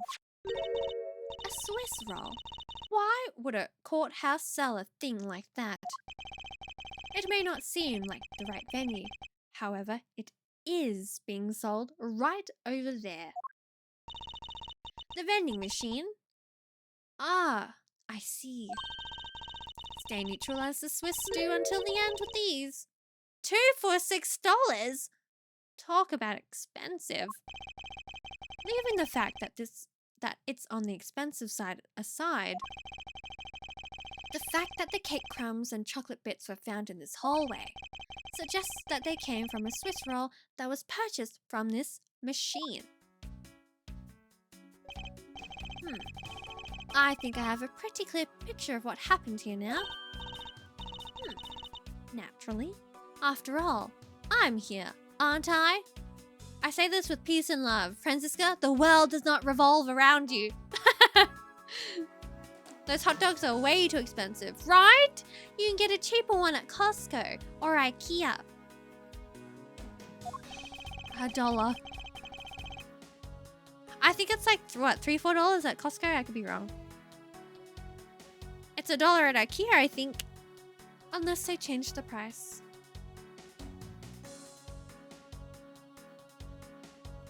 To proceed, Detective Gumshoe must have sat on this bench as he ate his Swiss roll.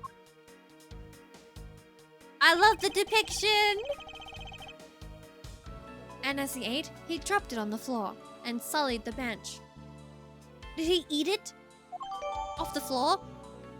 Left on the hallway bench, Detective Gumshoe apparently sat here as he ate a Swiss roll. Ugh! How could he have not cleaned up after himself? How utterly despicable! Don't you dare whip me again. It wasn't I who made the mess in the first place. Anyway, if it was indeed Detective Gumshoe who brought the Swiss roll, that creates a rather interesting contradiction of facts. A contradiction? Where? I think another look at the special courthouse vending machine is in order. Oh? Okay. Are we going to talk about, like... Oh, deducing.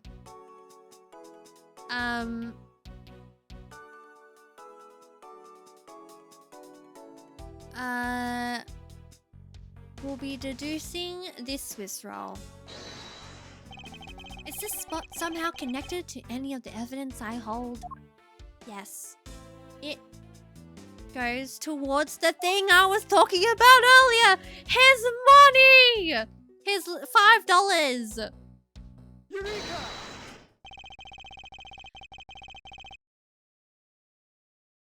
Oh, did that mean Kay got him the $1?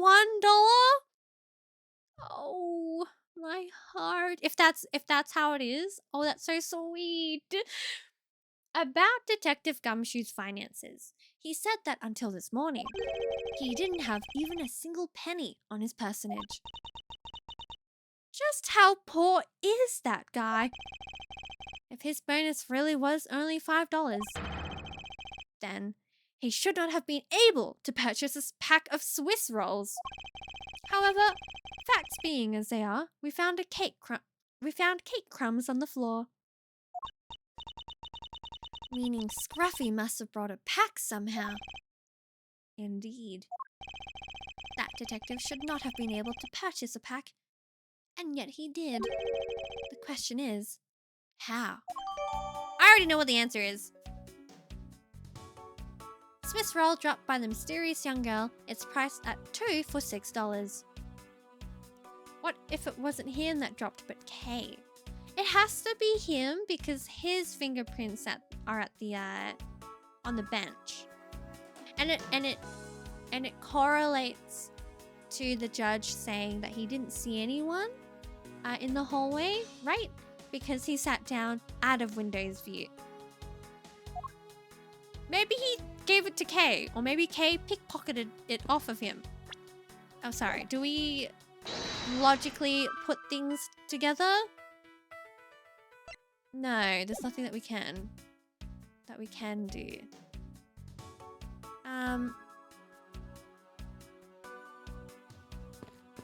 Our investigation? Apparently we still have things to investigate here.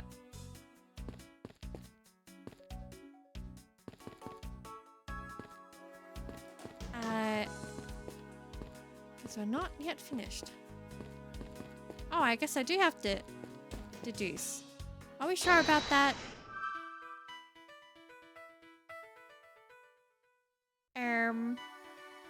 No. So I'm going to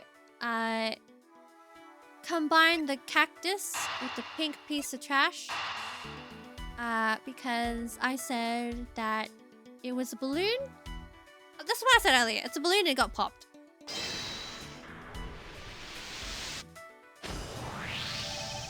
This pink rubbery substance. I saw this in a different form earlier today. I believe this is a piece of a popped balloon. I suppose that's possible. The balloon probably got a little too close to our friend, the windowsill cactus. Oh. But then it's like, maybe Kay ate it, but then how did he get the fingerprints all over it?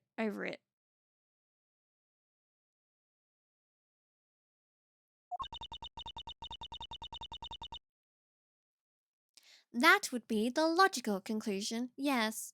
I thought it was Kay that ate it there, but then it was like, well, the fingerprint's there. So now I was like, oh, well, maybe Gumshoe ate it. Maybe they both ate it. Maybe they shared a piece because they're both poor and they know this. So they needed to, like, you know, survive off the one Swiss roll until the next recess, if there was one. I just know I've seen a pink balloon around. Found on windowsill of hallway window. Bang. Investigation complete. I believe I now have a very firm grasp on what happened here. Well, I do too. All right, Francisco. Would you care to share what conclusions you've come to? Why should I do that? We're still in the middle of a competition, you know. We should be checking to see if your conclusions are wrong first. So you go ahead. It's almost cute that she's going this far to ensure that she wins. Almost. I mean, look, she's good at deflecting. Very well. But first, we need to pay His Honor a visit to correct his testimony. September 10, 5:15 p.m. in the courtroom number 3.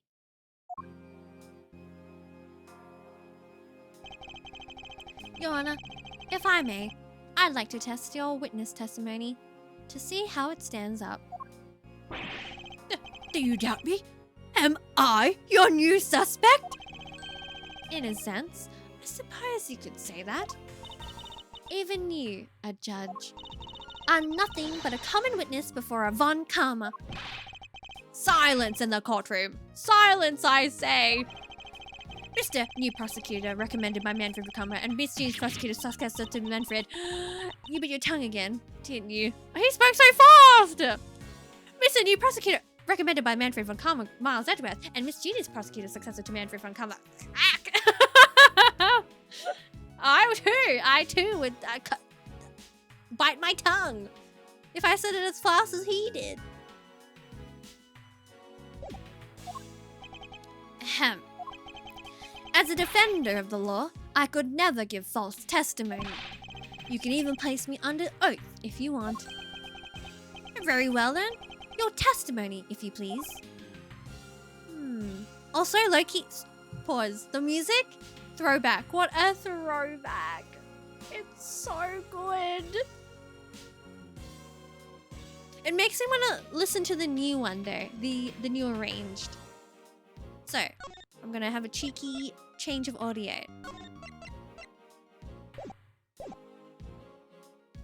And hopefully it syncs through.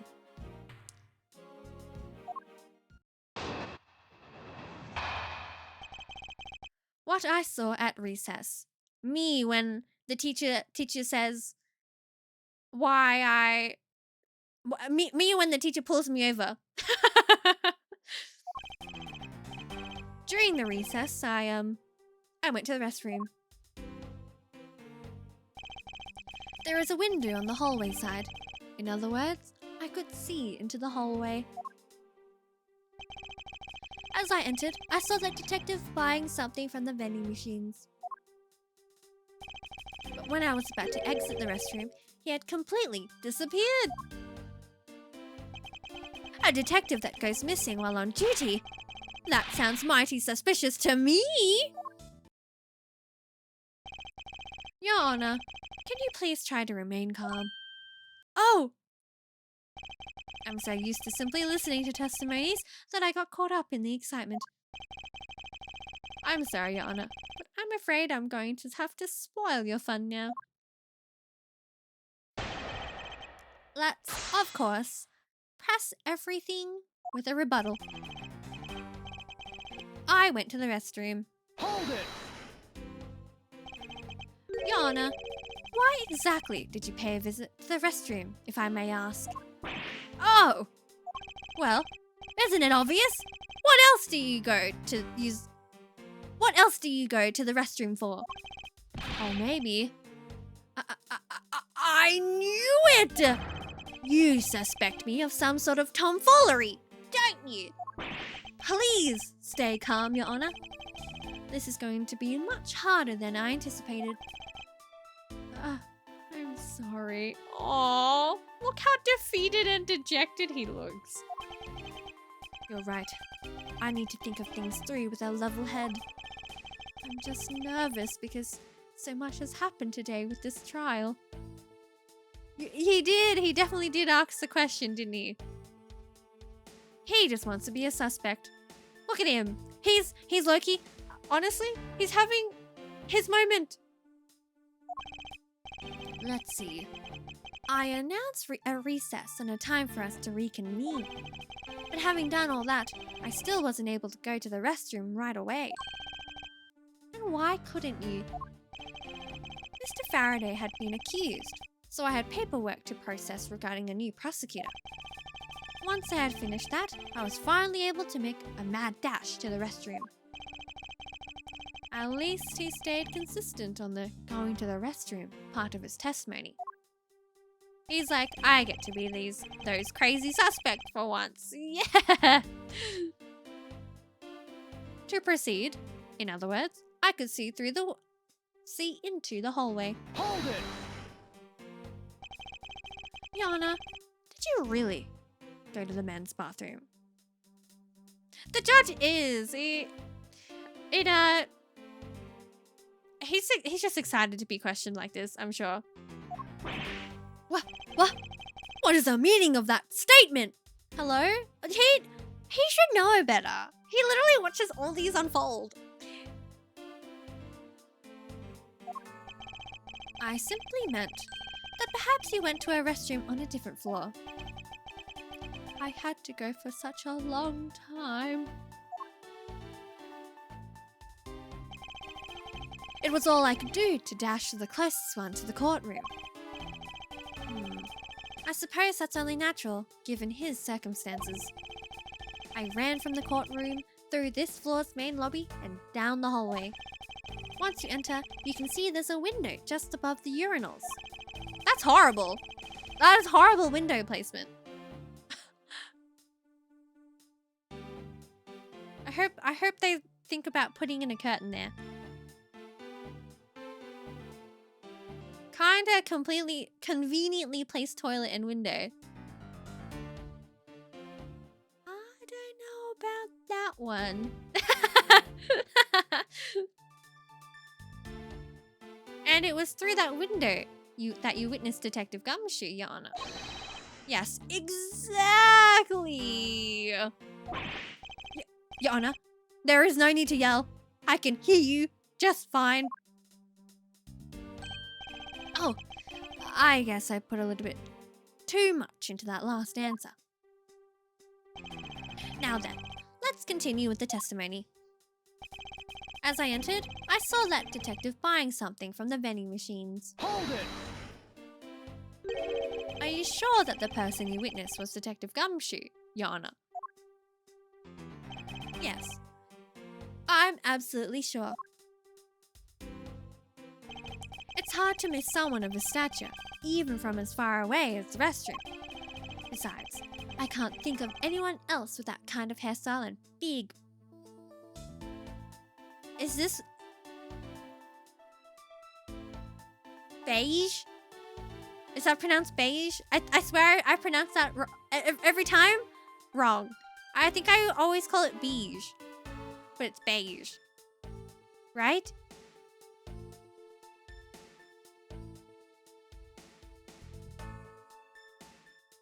I will proceed. Code. I pronounce that all the time wrong. That right? Oh, thank goodness. I'm learning after how many years of me saying that incorrectly on the stream? It's British food color. You know what? When you say it like that, Yui, it very much is. Well, I was simply wondering if you were mistaken in what you saw. What? Preposterous! My eyes are as sharp as can be, ready to see through lies to the truth. Lies to the court? Whoa, what am I reading? Ready to see through lies to the truth. Although recently, things do seem to be a bit fuzzier than they used to be. No, don't say that. Clearly, his eyes are not the only things that have gone fuzzy. Hey, his beard's fuzzy. And nice and grey and not white. Like in the games. But allow me to say with all the honor and dignity of a judge, I am not mistaken in what I saw. But when I was about to exit the restroom, he had completely disappeared. Hold it! He disappeared. But Yana, didn't you just say, I saw that detective buying something from the vending machines? Why, yes. Yes, I did. The restroom window looks over the courtyard and right into the hallway. But just as I was about to exit, I took another look and there was no one in sight. That led me to the only solution. to this mystery. That detective must have gotten into the crime scene, lobby number 2, at that point. So, he looked into the hallway from the restroom and over the courtyard, did he? A detective that goes missing while on duty? That sounds mighty suspicious to me. Hold it! Your Honor, I ask that you please remain calm. No. I'm perfectly calm. You're being anything but perfectly calm. It appears that His Honor could not have been mistaken in what he saw. He's funny. I love this man. I suppose so, given his line of sight. However, Francisca, why do you suppose our lines of sight are so different? Beige, BG. What's that one? The Bee Gees? They're like a music group. My father used to listen to them all the time.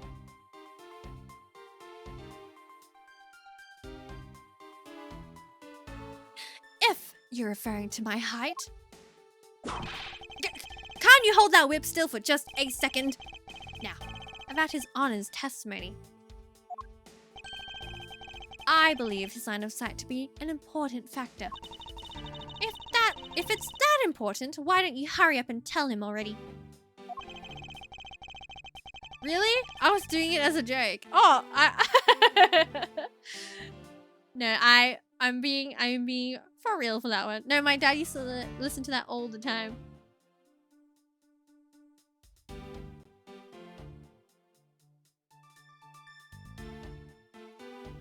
I will, but there is one more thing I need to do if I am to correct His Honor's testimony. I am going to need to retrace Detective Gumshoe's movements.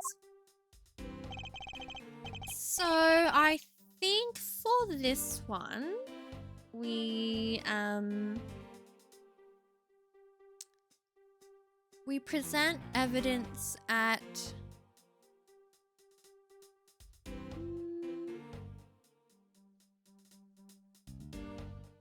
do we? We would have to do where is it? Where he talks about Detective Gumshoe. He doesn't see him. So the 4th statement. So we're going to have to... Is this the one?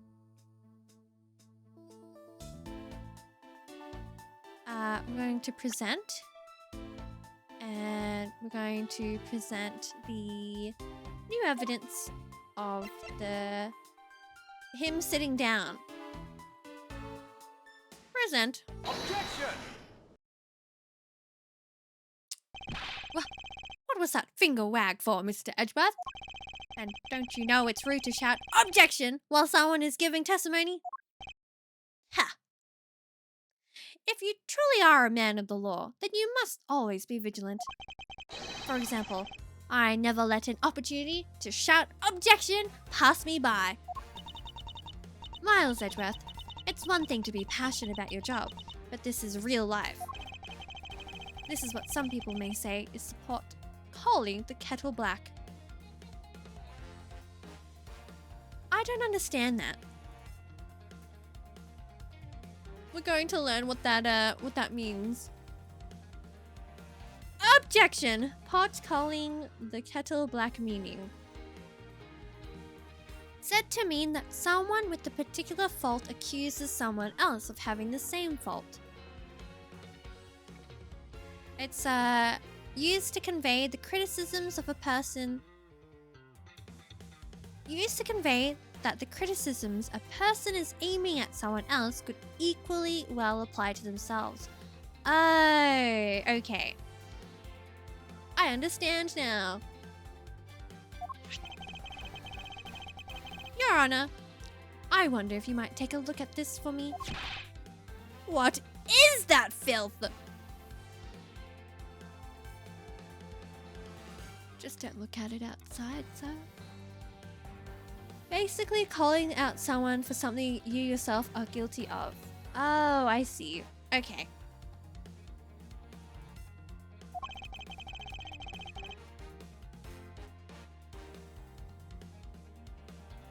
To proceed.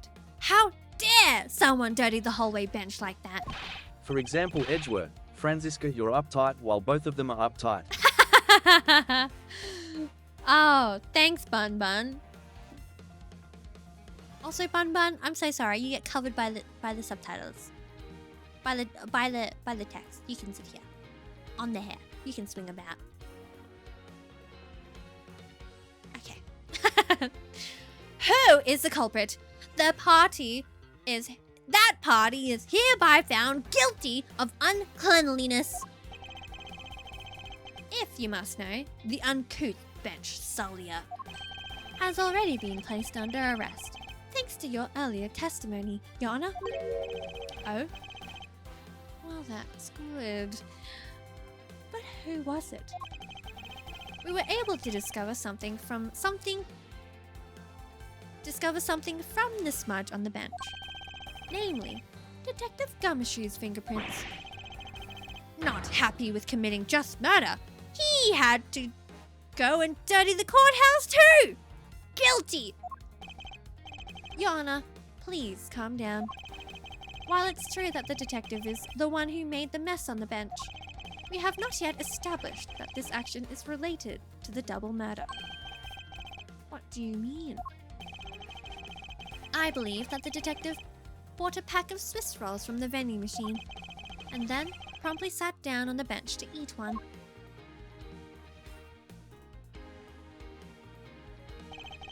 The cake crumbs and pieces of chocolate on the floor under the bench, and Detective Gumshoe's fingerprints prove my conclusions to be true so far. Oh, says the judge, but I still don't understand. Is this whole thing related to how I couldn't see him as I was leaving the restroom? It is indeed. The window in the hallway was built rather high up into the wall, at around a grown adult's chest height. As evidence, I submitted that Franziska herself was unable to see out of that window. Ugh. I knew I shouldn't have used her height as evidence. But basically, what this means is that the area directly under the hallway window is a blind spot when the hallway is being viewed from the men's restroom. Then, it seems that you have made the connection. If someone were to sit on the bench under the window, best evidence? Franziska's short ass? Yes. Even someone as large as Detective Gumshoe would effectively disappear from sight. What? Do you finally see, Your Honor? Your testimony has just proven that Detective Gumshoe was in the hallway the entire time. Hold it! Ah, sorry. I didn't mean to say it with that much enthusiasm. All I wanted to do was try saying it once. Here, let me try that again. Hold it! Is there something of value that you'd like to say? Yes, actually, there is. He's going to talk about the balloon. I remembered something else just now. Mr. Edgeworth, please, allow me to testify to the court one more time. Even if we overruled him, he'd just keep on talking, wouldn't he? That might not be a bad thing. The more info, the better in a perfect investigation, right? He really is like a kid in a candy store, yeah. He just wants his little fame. What I saw, part 2. I suppose it's possible you can't see a seated person from the restroom window. However, that doesn't mean that the detective was sitting there when I looked. Anyway, I forgot to testify earlier about probably the most important detail. As I was leaving the restroom, I heard the loud bang of a gunshot.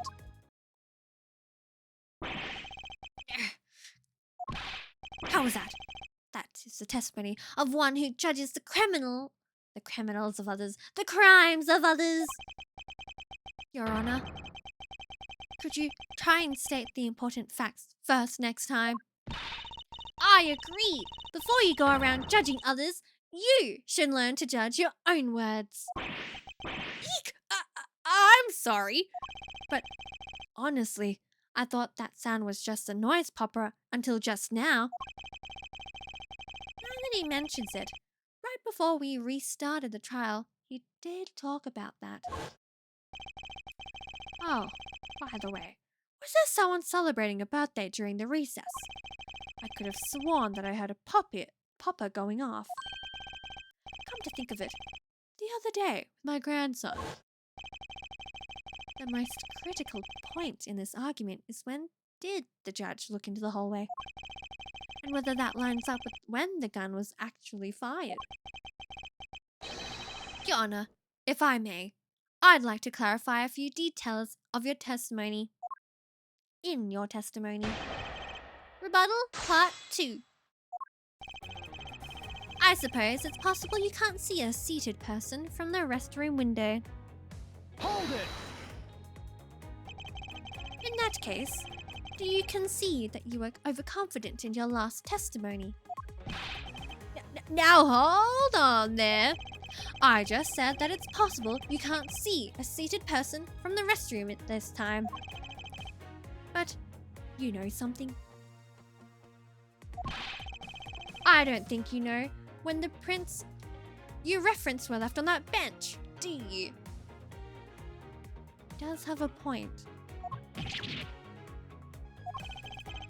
While you have proven that it's possible the detective was sitting, I still have a problem with just when those fingerprints were left. He's right. I have yet to prove when the fingerprints were left on that bench. While he feigns ignorance, His Honor has seen a lot of life. This judge, I mustn't underestimate him. However, that doesn't mean that the detective was sitting there when I looked. Hold it! As we established, you went to the restroom during the recess. However, at what point in the recess did you look into that hallway? After I called for a recess, I handled the change of prosecutor paperwork. Maybe about 20 minutes until we reconvened. Yes, that sounds about right. Just as I expected. What were you expecting? And I demand to know what that all-knowing smile is for. Your Honor, that statement you made just now is very important. I'd like for you to append it to your testimony. All right, if you insist. Let's see. I looked into the hallway about 20 minutes before we were to reconvene. Hold it! 20 minutes before we reconvened. Very well. What did you do after that? Let's see. I had to make some preparations, so I rushed straight back to the courtroom. I also had to track down a few pieces of paperwork for the various bailiffs. So you rushed back to the courtroom, despite having just heard a gunshot. Well, at the time, I thought it was just the sound of a noise popper. I really couldn't think of any other explanation than someone having a birthday party. In the courthouse!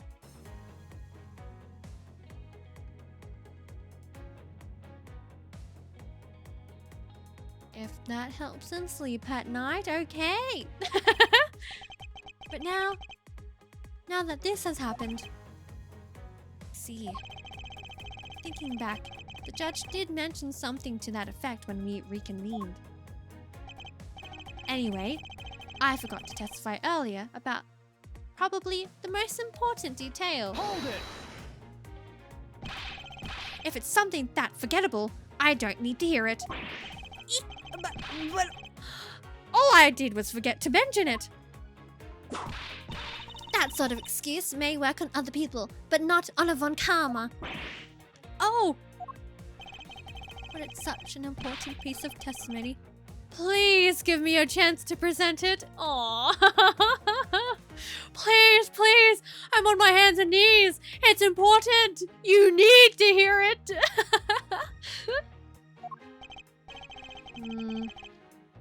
I suppose I have no choice in the matter.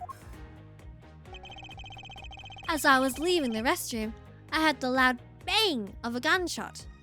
Hold it! Your Honor, about what you just said. I know! I bang! When the gunshot, I heard it, and then I do reaction, and like this! Yes, just like this, with the quick, Why does he speak so fast? I know! I couldn't believe it myself, but I heard it. Bang! When the gunshot, I heard it out loud and clear, and then I had a knee-jerk reaction, and jumped into the air, like this! Yes, just like this! With a quick, He speaks so fast for his own good. I like you too, Lewis. Long time no see. I hope you've been well.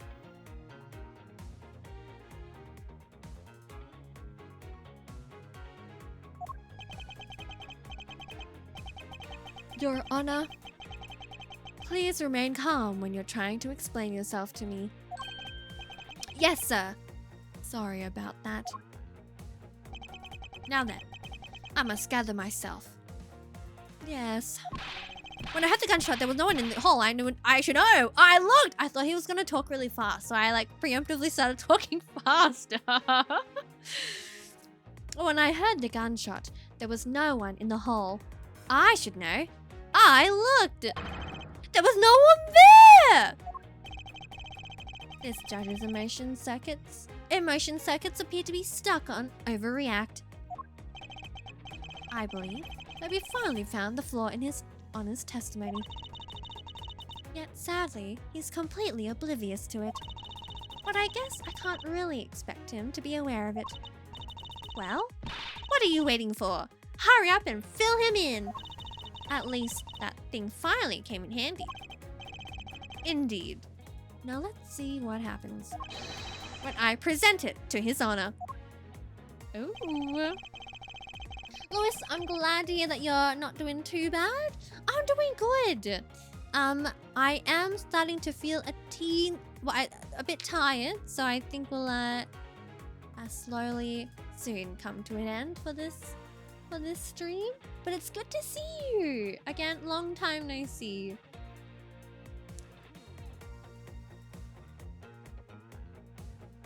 We are going to present evidence at that new added testimony about 20 minutes before we were set to reconvene. And we're going to present where is... We're gonna present Detective Bad's testimony. He heard the gunshot right before the trial was about to start again. Objection! I didn't read that. I cannot allow you to make an objection. Huh? I cannot allow you to make an objection. Have I used your oven yet? Yes, Lewis. Actually, we got a new oven a couple weeks ago. So, okay, pause. I've used the stovetop part, but I haven't used the oven yet. So no, actually, I haven't used it. In my 20 plus years in life, not yet.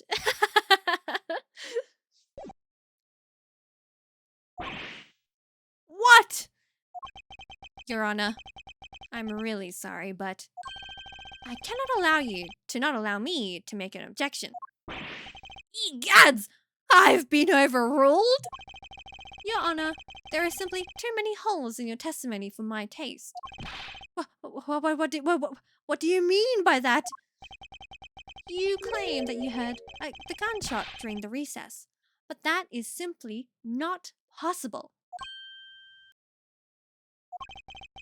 Mr. New Prosecutor recommended by Manfred von Ack. Instead of biting your tongue, why don't you... Eek! Everybody talks so fast in this game and I get no warning at all. Why don't you bite your tongue on those preposterous names? One day, Lewis. Maybe this weekend? I definitely want to bake. I don't have any plans to bake this weekend, so no, not this weekend. The time continues. It's been X amount of days since I have used my oven. Let her cook. It's okay. I can just use the air fryer. It's not the same as baking, but I get somewhat similar results. I see you have no mercy for the elderly either, Franziska. Don't talk back to me unless you want to be whipped in the back. With your height, you'd need a stepladder, or 4, to accomplish that.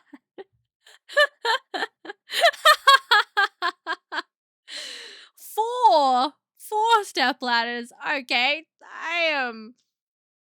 What is she standing on now? Is she standing on a stool?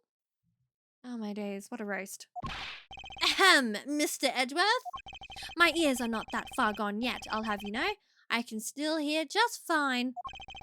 And I heard the sound of a gunshot loud and clear with my own 2 ears. Your Honor, I have here an interesting bit of testimony. It's from Detective Bad. And according to him, he heard the gunshot right before the trial was about to start again. What did you just say?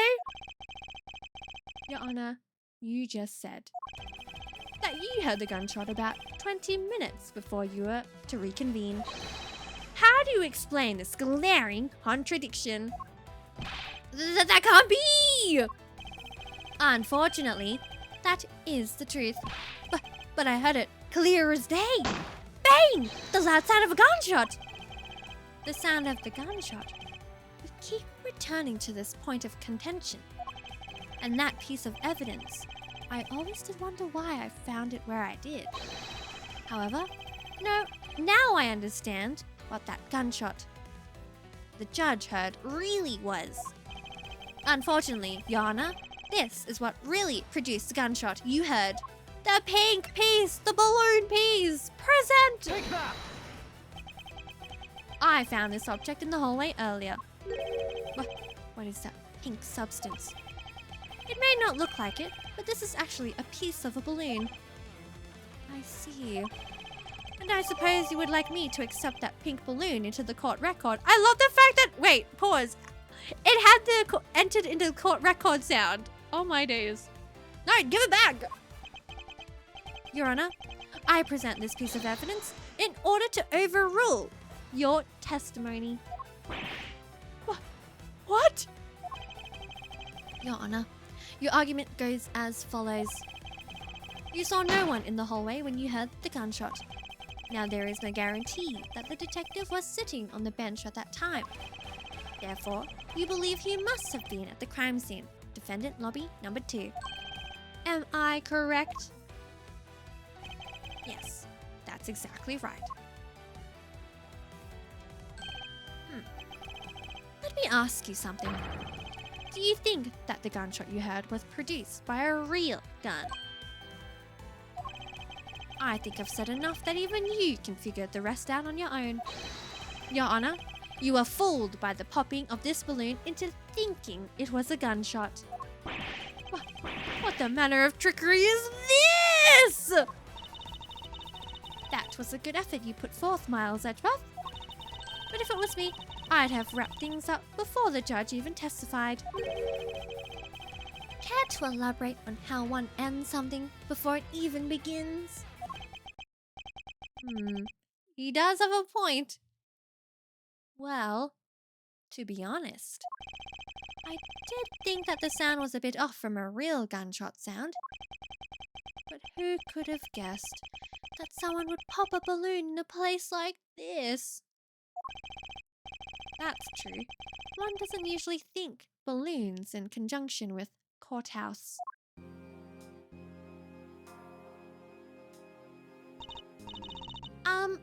I want to trade these coins with you. That's it.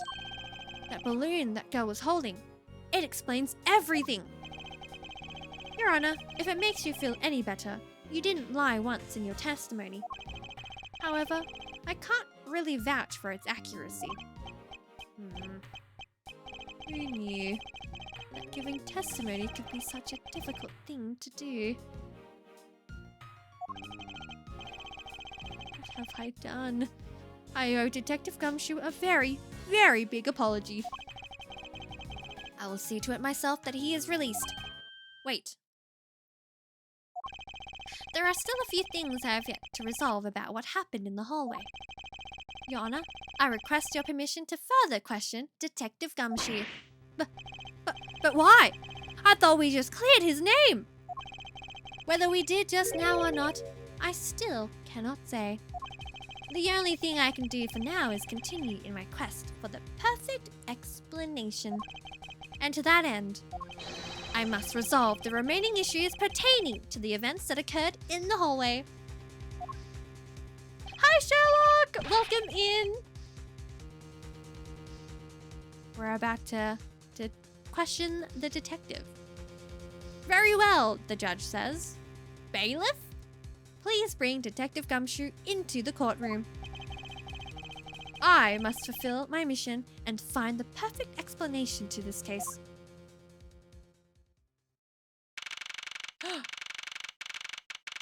Here he is! My goat!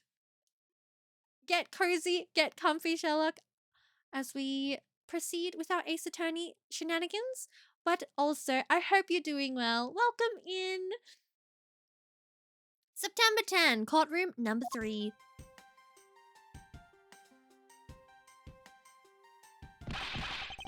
What is it now? Is it time for my trial already? I've already told you a gazillion times, pal. I didn't do it. I'll be the judge of that, Detective Gumshoe. No, you won't. I'll be the judge of that. No. I'm the judge around here, and I'll be the judge of that. Why can't you guys be a little less judgmental? Yes. Well, speaking of hasty judgments, Detective Gumshoe, I'm afraid I must apologize for an error in judgment on my part. Your Honor, I don't believe you should apologize just yet. We have yet to prove he is completely innocent of this crime. I guess so. What are you guys talking about? In any case, I would like you to testify as to your actions while you are on guard duty. And please remember, you are not on trial. This is all just part of the investigation. As such, you may still be found to be innocent. However, if you should give false testimony... Yow! My whip will object loud and clear. If you are found to be lying, you will be held indefinitely. Understood? I gotcha, pal. Aww. We chillin'? Bless. How's the game been so far? So far, so good. Absolutely good. Each time, I swear, each episode that we go on to, it kind of gets better and better. If not by, like, the story, then by, like, the extra characters that we're meeting. Love to see it. Thinking back on the state of the crime scene and the judge's testimony, it's obvious that Detective Gumshoe is lying. And if I can't break his lie, then we may never get a break in this case. Stop lying! Gumshoe, please! Hell yeah, yeah! But no, sit back and relax as we witness Gumshoe's testimony. I came down here to this courthouse on Detective Bad's orders. As soon as I got here, he ordered me to stand guard in front of lobby number 2. From that time on, until I heard the gunshot, I was in that hallway the whole time. On my honor, as a detective, I swear, it wasn't me, pal. He's still singing the same tired tune. In any case, I'll just have to change that melody. I know he's lying, and it's time I pulled the information I need out of him.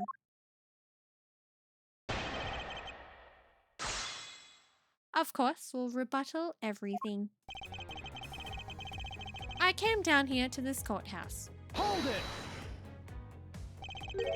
So, was it really Detective Bad who called you down here? You bet it was, pal. I was left in charge of the precinct while everyone was out, and this call comes in. I want you down here in 1 minute flat, he said. Well, I thought this was my big chance, my first case, so I made a mad dash down here. Although, I couldn't exactly get in here in a minute flat. So how long did it take you? About 10 minutes, I guess? And what was Detective Bad doing when you finally made it? He was waiting for me down on the first floor in the entranceway, pal. As soon as I got here, he ordered me to stand guard. Hold it! And by he, you mean Detective Bad, of course. And this being my first time at this courthouse, he also walked with me up to the 3rd floor hallway in front of the defendant lobbies. Did you meet anyone along the way? Well, just as we entered the hallway, we ran into Miss Yu. When he heard from Miss Yu that Mr. Faraday was not to be interrupted, that's when Detective Bad told me to stand guard in the hallway, pal. So far, Detective Gumshoe's testimony is matching up with Detective Bad's. From that time on, until I heard the gunshot, I was in that hallway. Hold it! The whole time. Edgeworth, rebuttals. You claim to have been in that hallway the whole time. However, is it not a fact that you did something while you were in that hallway? Of course I did something. I guarded the door to lobby number 2, pal. What else? Very well then. And what exactly does guarding that door entail? Well, to put simply... Oh, I know. It was my job to stand in front of the door without moving an inch. Oh. Detective Gumshoe, you mean to tell me that you didn't take a single step away from the door to lobby number 2? Is that really what you wish to testify to the effect of? You got it, pal. No, why is he doing this? Why are you doing this? I didn't take a single step away from that door, just like I was ordered not to. Who's going to tell him that we know the truth? And he does too. And she knows too. Why is everyone so quiet all of a sudden? Because we are all in shock and in awe of your utter stupidity. Scruffy, if you're going to lie, at least tell us a more believable one. Youch! But I'm not lying. I should hurry up and bring this insipid testimony to a close. And until I heard the gunshot, I didn't take a single step away. Hold it! I'm only going to ask you one more time, Detective. Are you sure you stood in front of the door to lobby number 2 the entire time? Yup. After I was told to by Detective Bad. I stood guard in front of that door without a single break. So believe me when I say that I was in that hallway the whole time already, pal.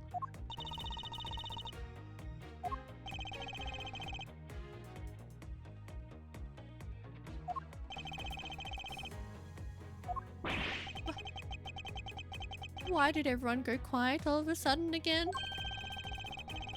Apparently, someone has a bit of trouble reading between the lines. What's that supposed to mean? I don't... Be quiet. Ouch! I should hurry up and bring the testimony to a close. On my honor as a detective, I swear it wasn't me, pal. Hold it! Would you also be willing to swear that there was no one else in that hole besides you? What are you talking about? I just swore to you that I was doing my job, pal. Oh? Then what are you acting so nervous for? What? I'm not nervous at all, pal. Anyway, not a single person other than myself was in that hole the whole time. I should just let it go. Pursuing this train of thought at this time would just be a waste of time. To have such a foolishly foolish contradiction in such a foolishly foolish testimony is just plain old foolish. Indeed. However, in the pursuit of the perfect investigation, I'm afraid we have to deal with it by squashing it under the weight of the evidence. So, we are going to present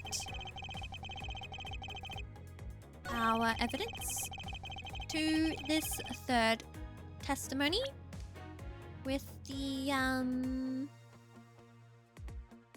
Swiss roll.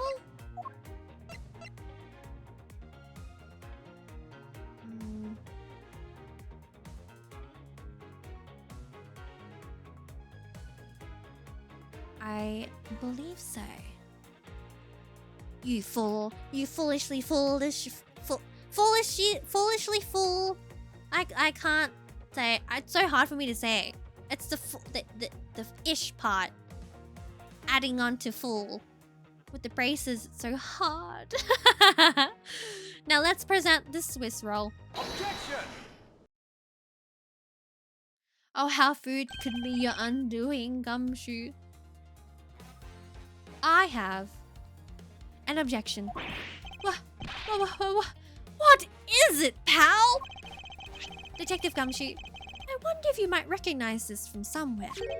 Hey, it's one of those things. The courthouse special Swiss rolls, right, pal? Precisely. In that case, I suppose that you also recall the solid hallway bench. Hey, you know what? I think it was probably me that did that. Detective Gumshoe, you know you can't go around dirtying up the courthouse like this. You inconsiderate, slovenly pig! Eek! I promise to clean up later, I swear! Now then, shall we get down to business? About the fact that you didn't move even a single step from in front of that door. If that really were the case, then how were you able to buy a pack of Swiss rolls? Ack! Furthermore, if you didn't move a single step from that front of the door, how did you manage to get the bench dirty with your grubby hands? Ouch! It appears that Franziska's whip can do more damage than my words alone can. Alright, I confess, Val. I was hungry, so I bought a pack for myself, okay? I thought I'd get chewed out again if anyone found out about me eating on the job. So I didn't want to say anything. Well, unfortunately for you, I saw the whole dastardly deed. I clearly saw you buying a pack of Swiss rolls from the vending machine. Okay, I'm sorry for lying. But that's all I'm sorry for. You got that? Because I'm not holding anything else back.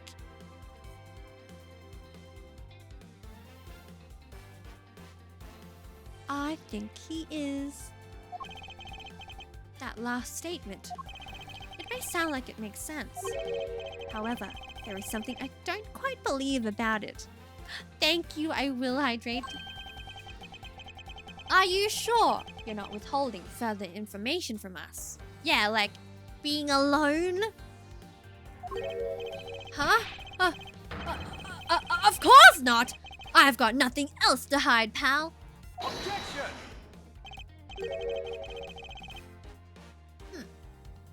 Oh, if only that were true, Detective Gumshoe. But it is true. I swear there's nothing else. Detective Gumshoe, I'm sure you're aware of the price of a pack of Swiss rolls, correct? Huh? Remind me again, pal. That vending machine out in the hallway is selling packs of 2 Swiss rolls for $6 a pack. And yet, according to you, you didn't have any cash on you until you cashed your $5 annual bonus check. Isn't that right? Oh. Let me ask then, how did you manage to purchase a pack all by yourself? Can you provide me with a proper explanation to that?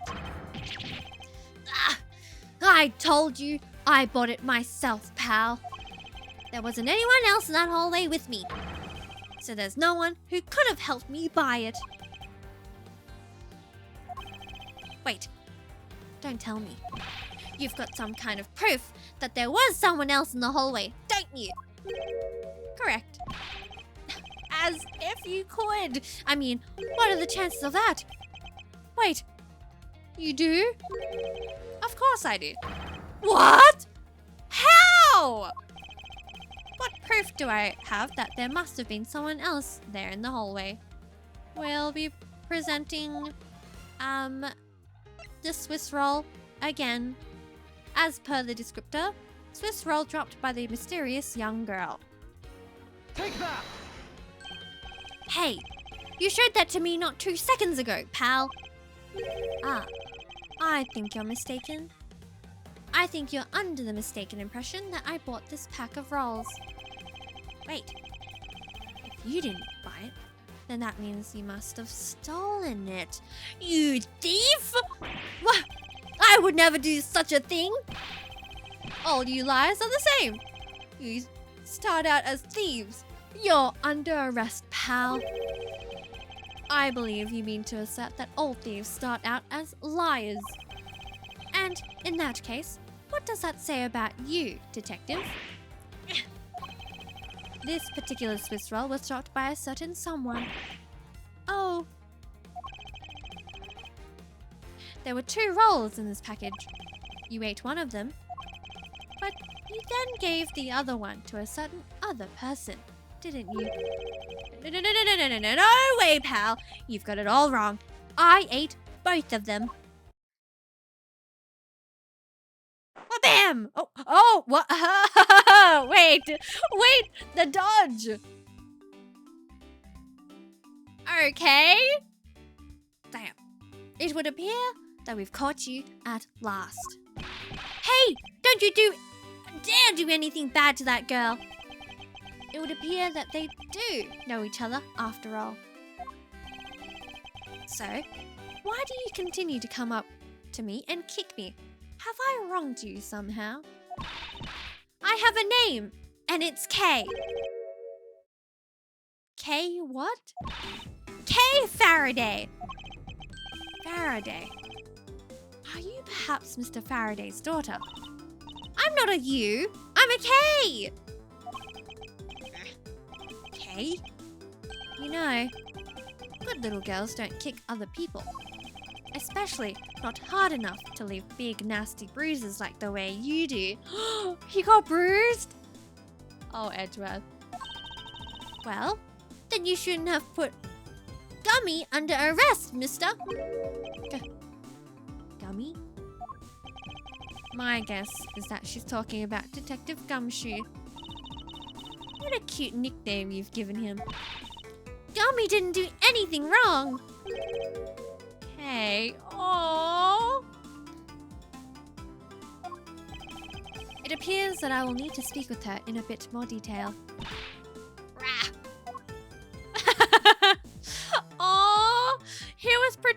her. Let's have a talk to Gumshoe. It appears that we've caught you red-handed eating a Swiss roll. Ah, look, I'm sorry about lying to you, pal. And? Do you have nothing else to say? Sure do. It was so fluffy and sweet and big. Ah, it was perfection, pal. And totally worth every penny of my bonus. I see. Well, good for you, detective. I can't believe it, but it's almost funny when a fool is this unbelievably foolish. Aww. Damn, Francisca Young and... Yeah, right! 13. Crazy. Oh dear. What is the matter, Your Honor? I claim to hand down fair verdicts, but I unfairly cast suspicion on the big fella. If this had been a trial just now, I would have destroyed his life. I am the guilty one. We all make mistakes, Your Honor. To err? Is human. To forgive, divine, as they say. Although, if you were to make a mistake during a trial, then it would be quite unforgivable. Are we going to have to look at everything again? Loki, yes? It's the defense attorney's bench. I'd probably be standing on this side of the courtroom if that incident hadn't happened. What are you thinking about?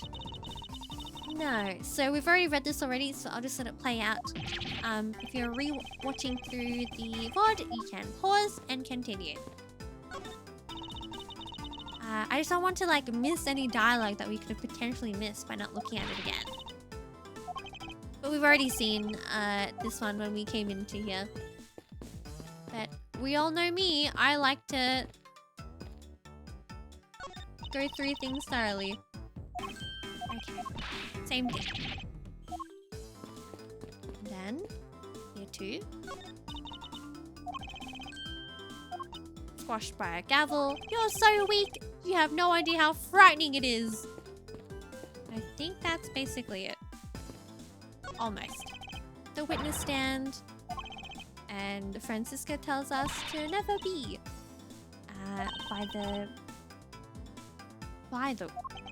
in the witness stand. Okay, there we go.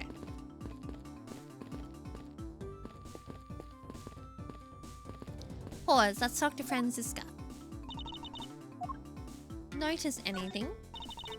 That girl. She seems to know that scruffy detective. Maybe she knows something about him that we don't. Agreed. However, she seems to be rather uncooperative at the moment. She's like a stray alley cat. Ha ha ha. I wonder what would happen if we fed her. Perhaps I will try feeding her. Oh, real? Wait, what if I showed you the Swiss roll? Do you say anything about it? She low-key wanted something. The hot dog, right? Oh, actually. Yeah, we should investigate it. Pause. I can't believe they're selling Swiss rolls like these in vending machines these days. Yes, and I can't believe it's $6 for 2. I mean, who charges that much for our commonest junk food? Damn. Personally, I love Swiss rolls. Swirly rolls? How dare she? Francisca, if you want one, all you have to do is buy one for yourself. What? I'm working right now. It won't do for me to eat while there's a case to be solved. Your idea of working is vastly different from mine.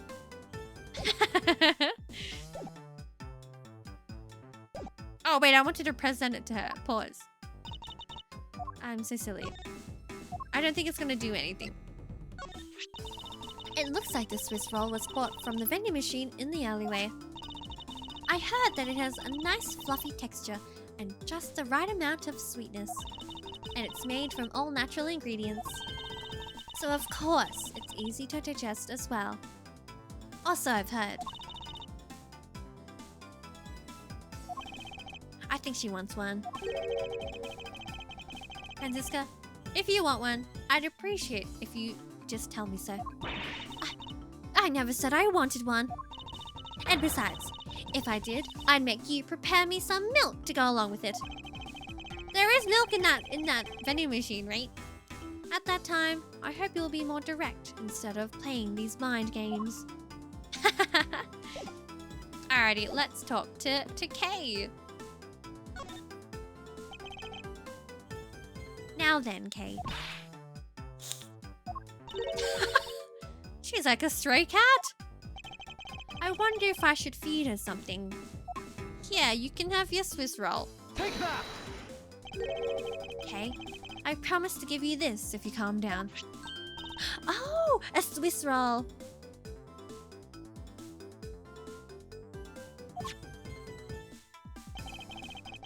It really belongs to you though, doesn't it? Yeah. I was saving it for... Who's gonna tell her?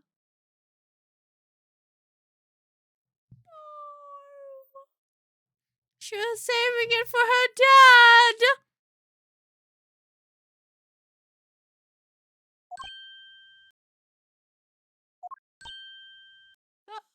Uh-oh. Oh, bye. Oh, no! Stop! Your father. He's... Ah! Don't you say another word, pal. She doesn't know yet. Thanks for watching out for me, Gummy. Does she know? But I already know about Daddy. No! How do you know? Oh. Oh, it's always the guards. I overheard the guards talking about how he's not here anymore. I'm sorry. I'm sorry I couldn't protect him.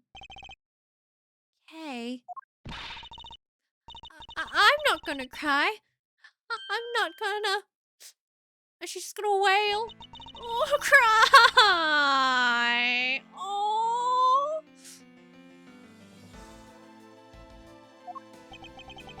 It's all right. Let it all out. Your father just passed away after all. I, myself, was also involved in a case at this courthouse when I was a young child. A case in which my father, who was a defense attorney, passed away. All of my dreams of becoming a lawyer were crushed into fine ash on that nightmarish day. Even now, the wound festers deep in the depths of my soul. Ever since that incident, I've dedicated myself to locking away every criminal I can. And now, to have this happen right in front of me.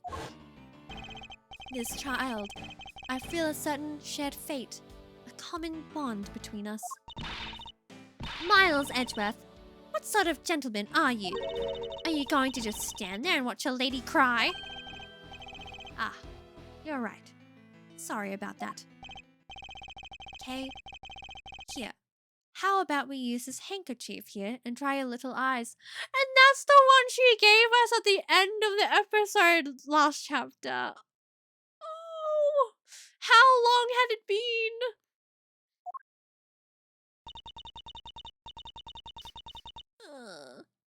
Oh.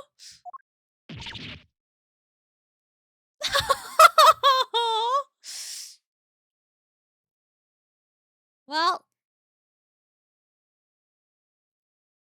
Oh.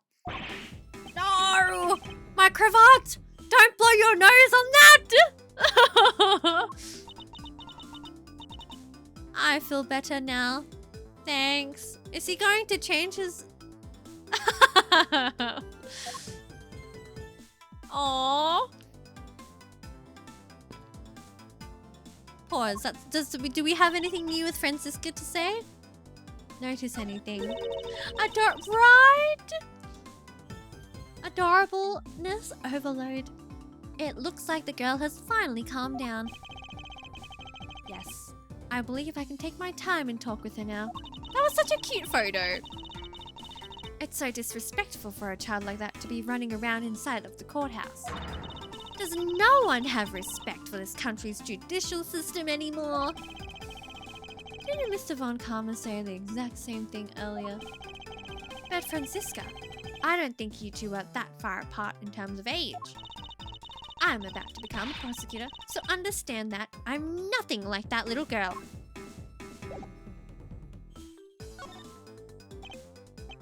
Okay. Are you going to be alright? Yep, I'm already alright. Somehow, I highly doubt that, but I'm not going to push it. I promised Daddy I'd never cry in front of strangers. And you're a good kid, aren't you, Kay? You always keep your promises, right? That's right. Even if I can't see Daddy anymore, I'm still going to keep all my promises. You're a very brave girl, Kay. You're a very good child for keeping the promises you made to your papa. I'll even testify that you didn't cry, just for you. Aww. Thank you very much, lady. Ha! It's nothing. I'm only telling the truth after all. Aww, that's so sweet. It would appear that because her father was a respected prosecutor, Franziska is sympathetic to Kay's feelings. Kay, I have something to show you. It's my prosecutor's badge.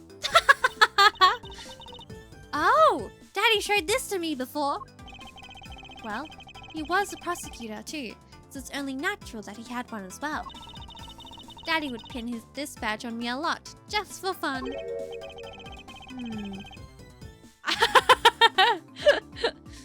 I have things to show you, this badge of mine. That is my priority. As I am the host of Miles Edgeworth. Pinning a prosecutor's badge on a child for fun. Daddy said that if he put it on his clothes, a scary prosecutor would get mad. He also said that the scary prosecutor said it was more fashionable not to wear it. Von Karma? I wonder who that scary prosecutor could be. I wonder, could Kay be talking about Mr. Von Karma? Yes.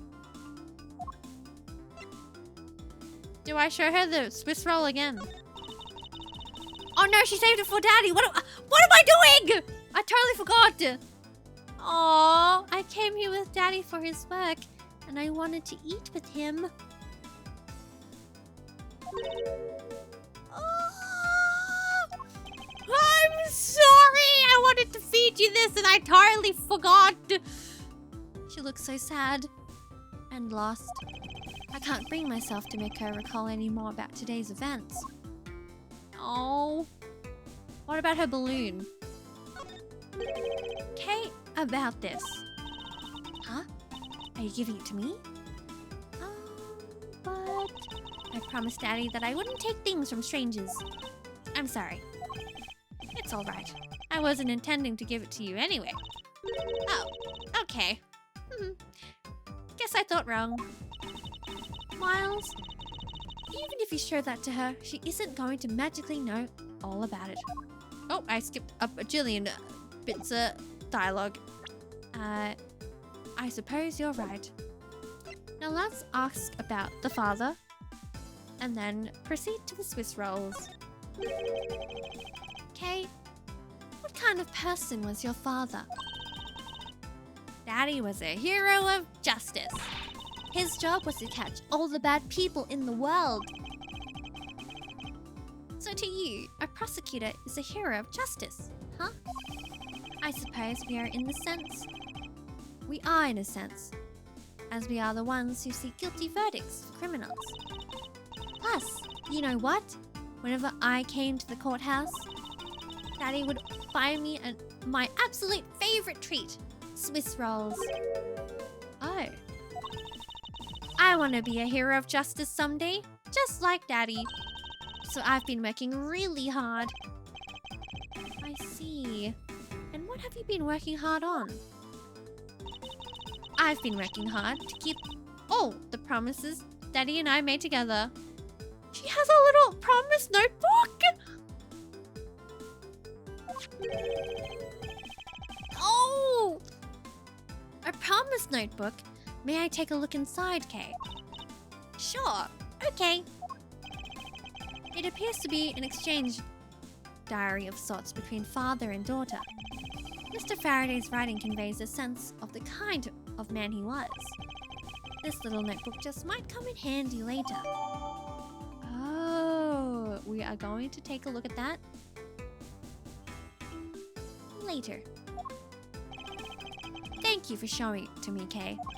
I hope you'll continue to work hard and become a hero, just like your father. I'm gonna try. Hey, Kay! So I'm a detective that catches the bad people, right? That makes me a hero too. Yeah, you're really cool too, Gummy. Yeah, aren't I, Kay? What is with the two of them?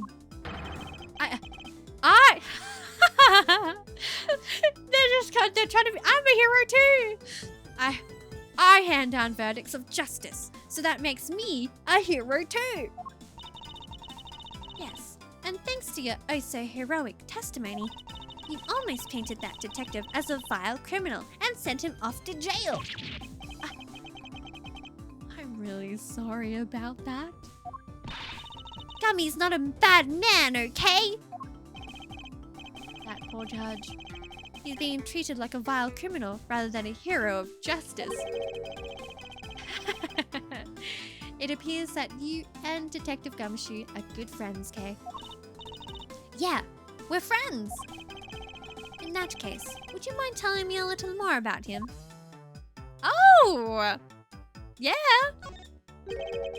So I take it that you ran into Detective Gumshoe earlier. Yep. I was on my way to see Daddy when I saw Gummy standing there. He was standing in the hallway staring really hard at the vending machine. So I said hi. And when was this? Huh? Oh.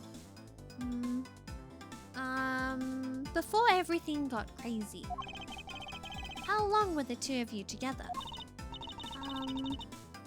We only talked for a little while. And then we went on our own ways. That's right, pal. Kay and I only talked for a little while, and that's it. Oh? Which means we have now confirmed that Kay was in the hallway during the recess. Isn't that right? Ah, you got me! I told you to stop picking on Gummy, mister. Very well, then. I'll just have to speak with the good detective in private later. Now, last but not least, the Swiss rolls. Were you the one who bought this pack of Swiss rolls, Kay? Well, I didn't really have a lot of money. And I somehow made $1 out of all the pennies and quarters I had. But that still wasn't enough, and I really, really wanted one. Come to think of it, she did come and ask me to exchange a handful of change for $1. And that's when you came and asked me to change your money, correct? Yeah, thanks a bunch for doing that, mister. Sure. Well, let me ask you, even with that $1, you still didn't have enough, correct? Well, that's why. Hey, if you bully Kay anymore, I'm gonna have to arrest you, pal. Aww. Need I remind you that you're the only... I think my brain is fried. Need I remind you that you're the one already under arrest? Yow! I sense that Kay is going to be less than forthcoming with this question. No, Kay's theme is really good. I do like it as well, Yui. Sorry about your roughly thing.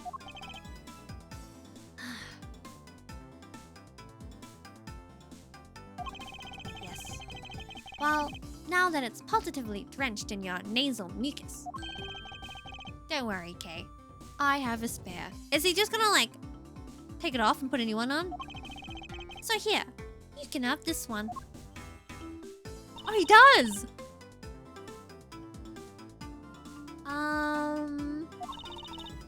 Daddy said, never take things from a stranger. Ah, it's one of the promises you made in your promise notebook, correct? Pause. Speaking of the promise notebook, we should have a little squiz at the promises that is written down. Promise number 1, never take things from a stranger. Promise number 2, never go anywhere with a stranger. Promise number 3, always greet people with a smile, even people you don't know. Promise number 4, never cry in front of strangers. Never 5, promise 5, always try your hardest to learn about things you don't understand. Daddy's job is to make sure that everyone follows the rules. Okay? Be a good girl and promise that you'll keep your promises to me, okay? Oh.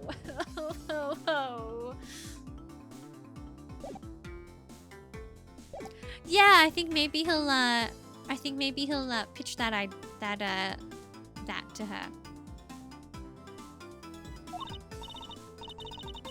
Yeah. Look, see? It's right here on this page.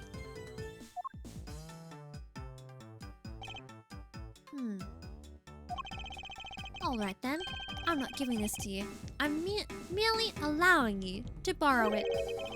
You can take it home, wash it nice and clean, and then give it back to me next time we meet. Okay. Daddy never said I couldn't borrow things from strangers. Ah, the loophole. Have a good rest, Sherlock. Thanks for coming in. I appreciate you. Sleep well, sweet dreams, and have a good night.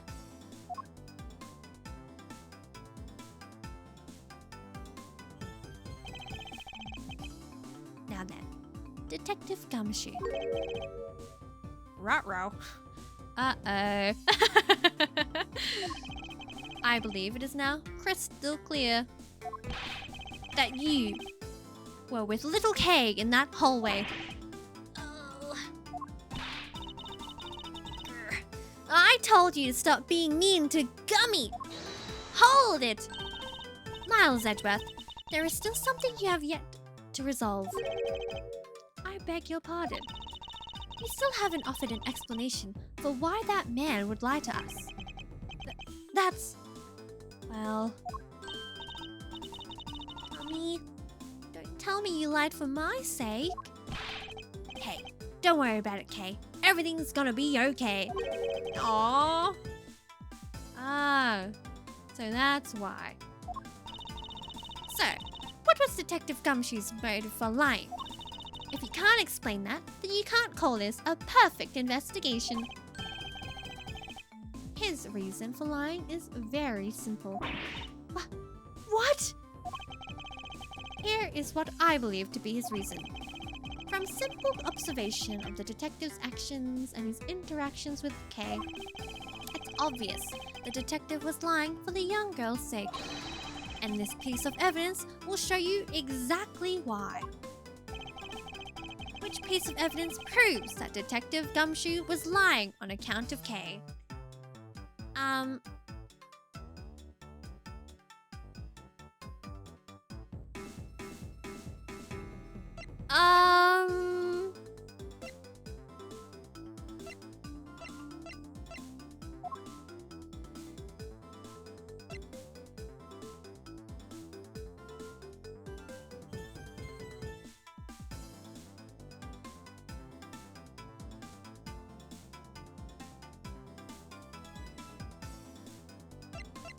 Would it be the promise notebook?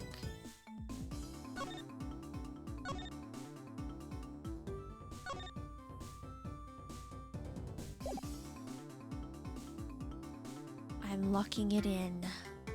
It's my answer. Take that! Mr. Faraday and Kay's promise notebook. How does this explain anything? If you could take a look at this page, it's clearly written that Kay should never take things from a stranger. When Detective Gumshoe heard about that promise, he tried to cover for Kay. What a foolishly foolish fool's fool of a foolish reason for a fool! Yow! Dummy, you lied because of me, didn't you? No. Because I'm your friend, Kay. That's why. I love Gumshoe. Gummy! At long last. Detective Gumshoe, can you please tell me the whole truth now? Guess there's no beating you, huh, pal? Okay, okay. I'll spill the goods. I'd been standing guard for a while. I was getting really hungry, and that snack vending machine was taunting me. But all the cash you had on you was $5, and that wasn't enough to buy anything, right? After all, the cheapest item in that machine is a $6 pack of Swiss rolls. Yeah, but then, like an angel from heaven, Kay showed up. I was thinking about sharing a snack with Daddy, so I wanted to buy a Swiss roll, but I only had about $1 in coins. So, we pulled my $5 and her $1 together and bought a pack of Swiss rolls together. But I was worried about breaking one of my promises. So then Gummy said, Mr. Faraday's one scary guy when he gets mad. But don't worry, you won't get into trouble if I don't tell, right? Besides, you bought it with me, so you didn't really get it from me, you know? He told me you'd be okay. And he gave me a whole roll to save and give to Daddy. Who knew that Scruffy could be so considerate? Indeed. Detective, I take it that you then sat down on the bench and ate the rolls together. Yeah, we split the other roll and ate it right then. The sweet taste of that cake's chocolate. I'll never forget it as long as I live, pal. Anyway, Kate, I believe this also belongs to you. Oh, that's from the balloon I popped. It's bad manners to leave garbage lying around, Kate. I'm sorry. Well, I guess I can't blame you for not throwing this one piece away. It was sitting high up on a windowsill where you couldn't see it. So, just this once, I forgive you. But that balloon was given to me by... Don't say it. Don't say it. I wanted to surprise Gummy a little, so I popped it on purpose. Oh, she's scheming. And because of me, Gummy dropped his half of the Swiss roll. Aww. Oh, wait! What a sweet picture of them. Not where I thought that was going, right? That's so sweet though. Haha! Wow, you really got me there, pal. So I thought maybe I should give Gummy this other roll. And then I saw you picking on Gummy, mister. So you kicked me, is that it? You sure are a feisty one.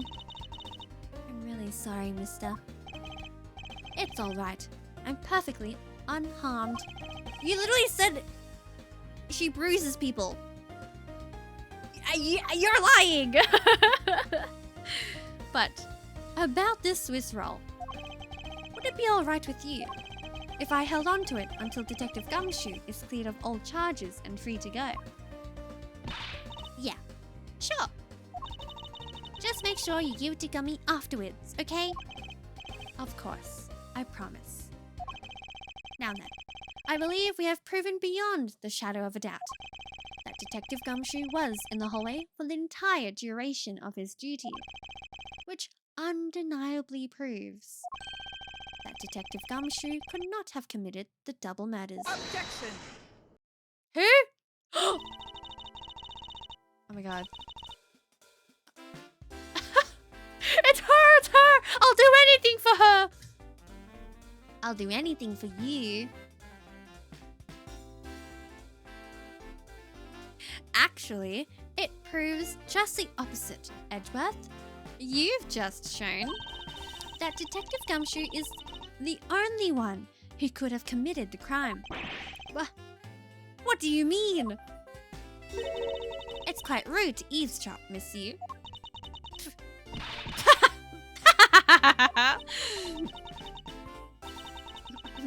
I'm getting lectured on manners by a girl with a penchant. Penchant? Frick. Pronounced as... Penchant.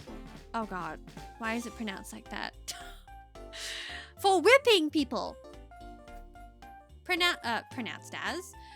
defined as a strong or habitual liking for something or tendency to do something.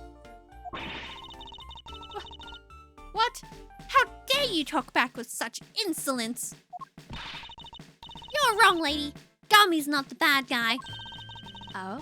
And what do we have here? What is a child doing here in the courthouse? Bailiff, please take this child away. And she's gone. Miss Callisto, you! That girl is Mr. Faraday's... I know. So what? You think just because she's the victim's daughter, she gets to just run wild all around the crime scene? I think it's actually quite dangerous for her to speak nothing of getting underfoot. Suppose you're right. However, as long as we're in agreement on that point, let's get back to the real issue at hand. Now then, detective, you were in front of the door to lobby number 2 the entire time, correct? Yeah, but you see, isn't it obvious that it could only be the detective? He is the only person who could have gone into lobby 2 at the time of the murders. I have no counter-argument to that. Don't worry, I've already put in the necessary paperwork for his formal arrest. But the investigation is far from over. Oh, that's right. I was going to speak with you about that. Don't you think it's reckless to talk to the suspect out in the open without a guard? I suppose it is. Well, as someone with more experience in law than you, allow me to share something. Always keep a good eye on a criminal, or you may regret what comes of your negligence. Oh, Miles, I can't believe you're letting this woman lecture you like this. This is unforgivable as a disciple of Von Karma. Ha ha ha! Down, Tigress. Now then, I'll be looking forward to the results of your investigation. So, we're back to square one. Actually, this is our last chance. I can tell that if we fail to solve this case, Detective Gumshoe will be formally charged under all of the circumstantial evidence. This investigation is not over yet. There's still one location we've yet to inspect.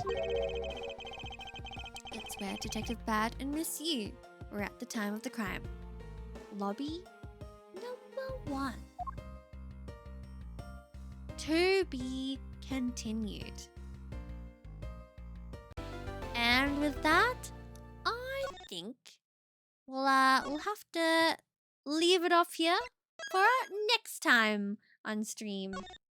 But before we do, let's have a little snippet to see what's going to happen next in Latter, the truth behind the KG8 incident. September 10, 5:45 p.m. in Defendant Lobby number 1 in the District Court.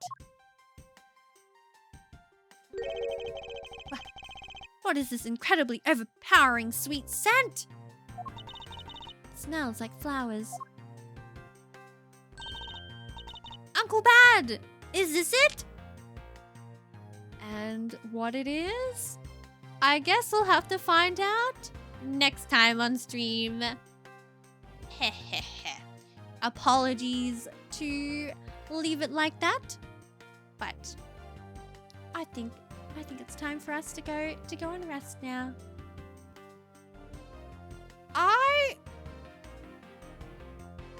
Maybe I'm tired and I can't quite think of how the investigation is going to proceed. Who done it? Is it a new person we've yet to encounter? Or is it Mr. Bad? I guess we'll have to find out next time. No, but this is actually a good point to end because every single time we're always like to be continued straight after. So I think finally we're at a good point. So let's head on over to our end screen and we must part ways here, unfortunately, but I will see you guys on Saturday for some rebirth and the time earlier. If anyone's around, come by and watch some of the Devil May Cry anime episodes in the Discord. No, I'm quite excited to. What is that? What is that on my name? Clips #1 leader. Clips leader #1. Is that new? What is this? Oh, it's because I make all the clips on my channel. So I get the badge for free? Damn. Oh, is it like based off how many views? I'm learning new things.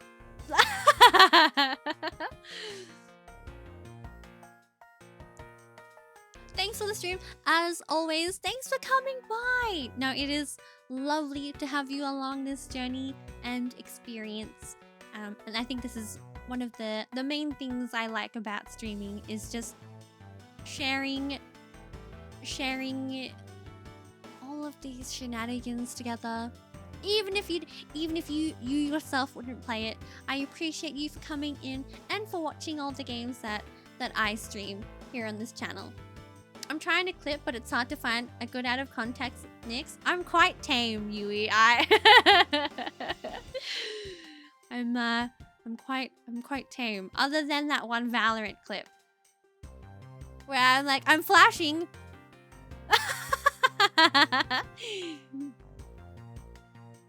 I think one of these days I'll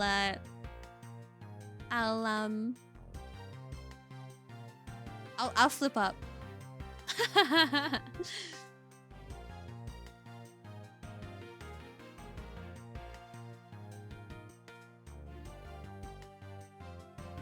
Even then it's tame. I don't know.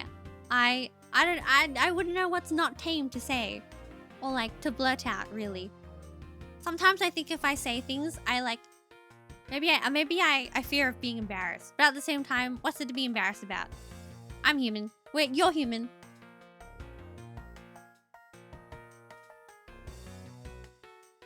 Right. Unless all this time, the conspiracy theories are true. And one of you in here is a lizard. I'm onto you.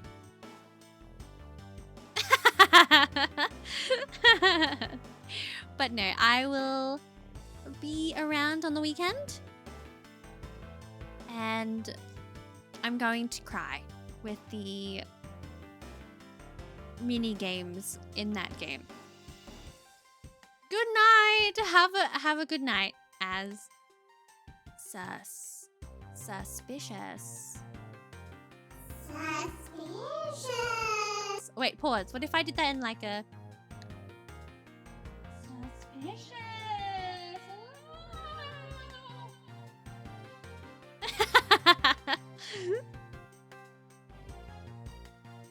Okay.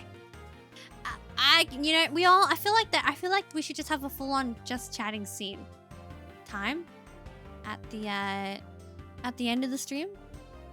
But until next time, I hope you have a wonderful morning, afternoon, evening, wherever you are in the world. Make sure to stay hydrated, eat well, eat wholesome, and I will see you next time. Lots of love and lubbers.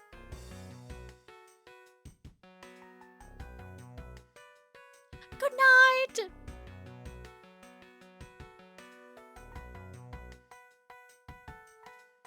Sleep well. Sweet dreams.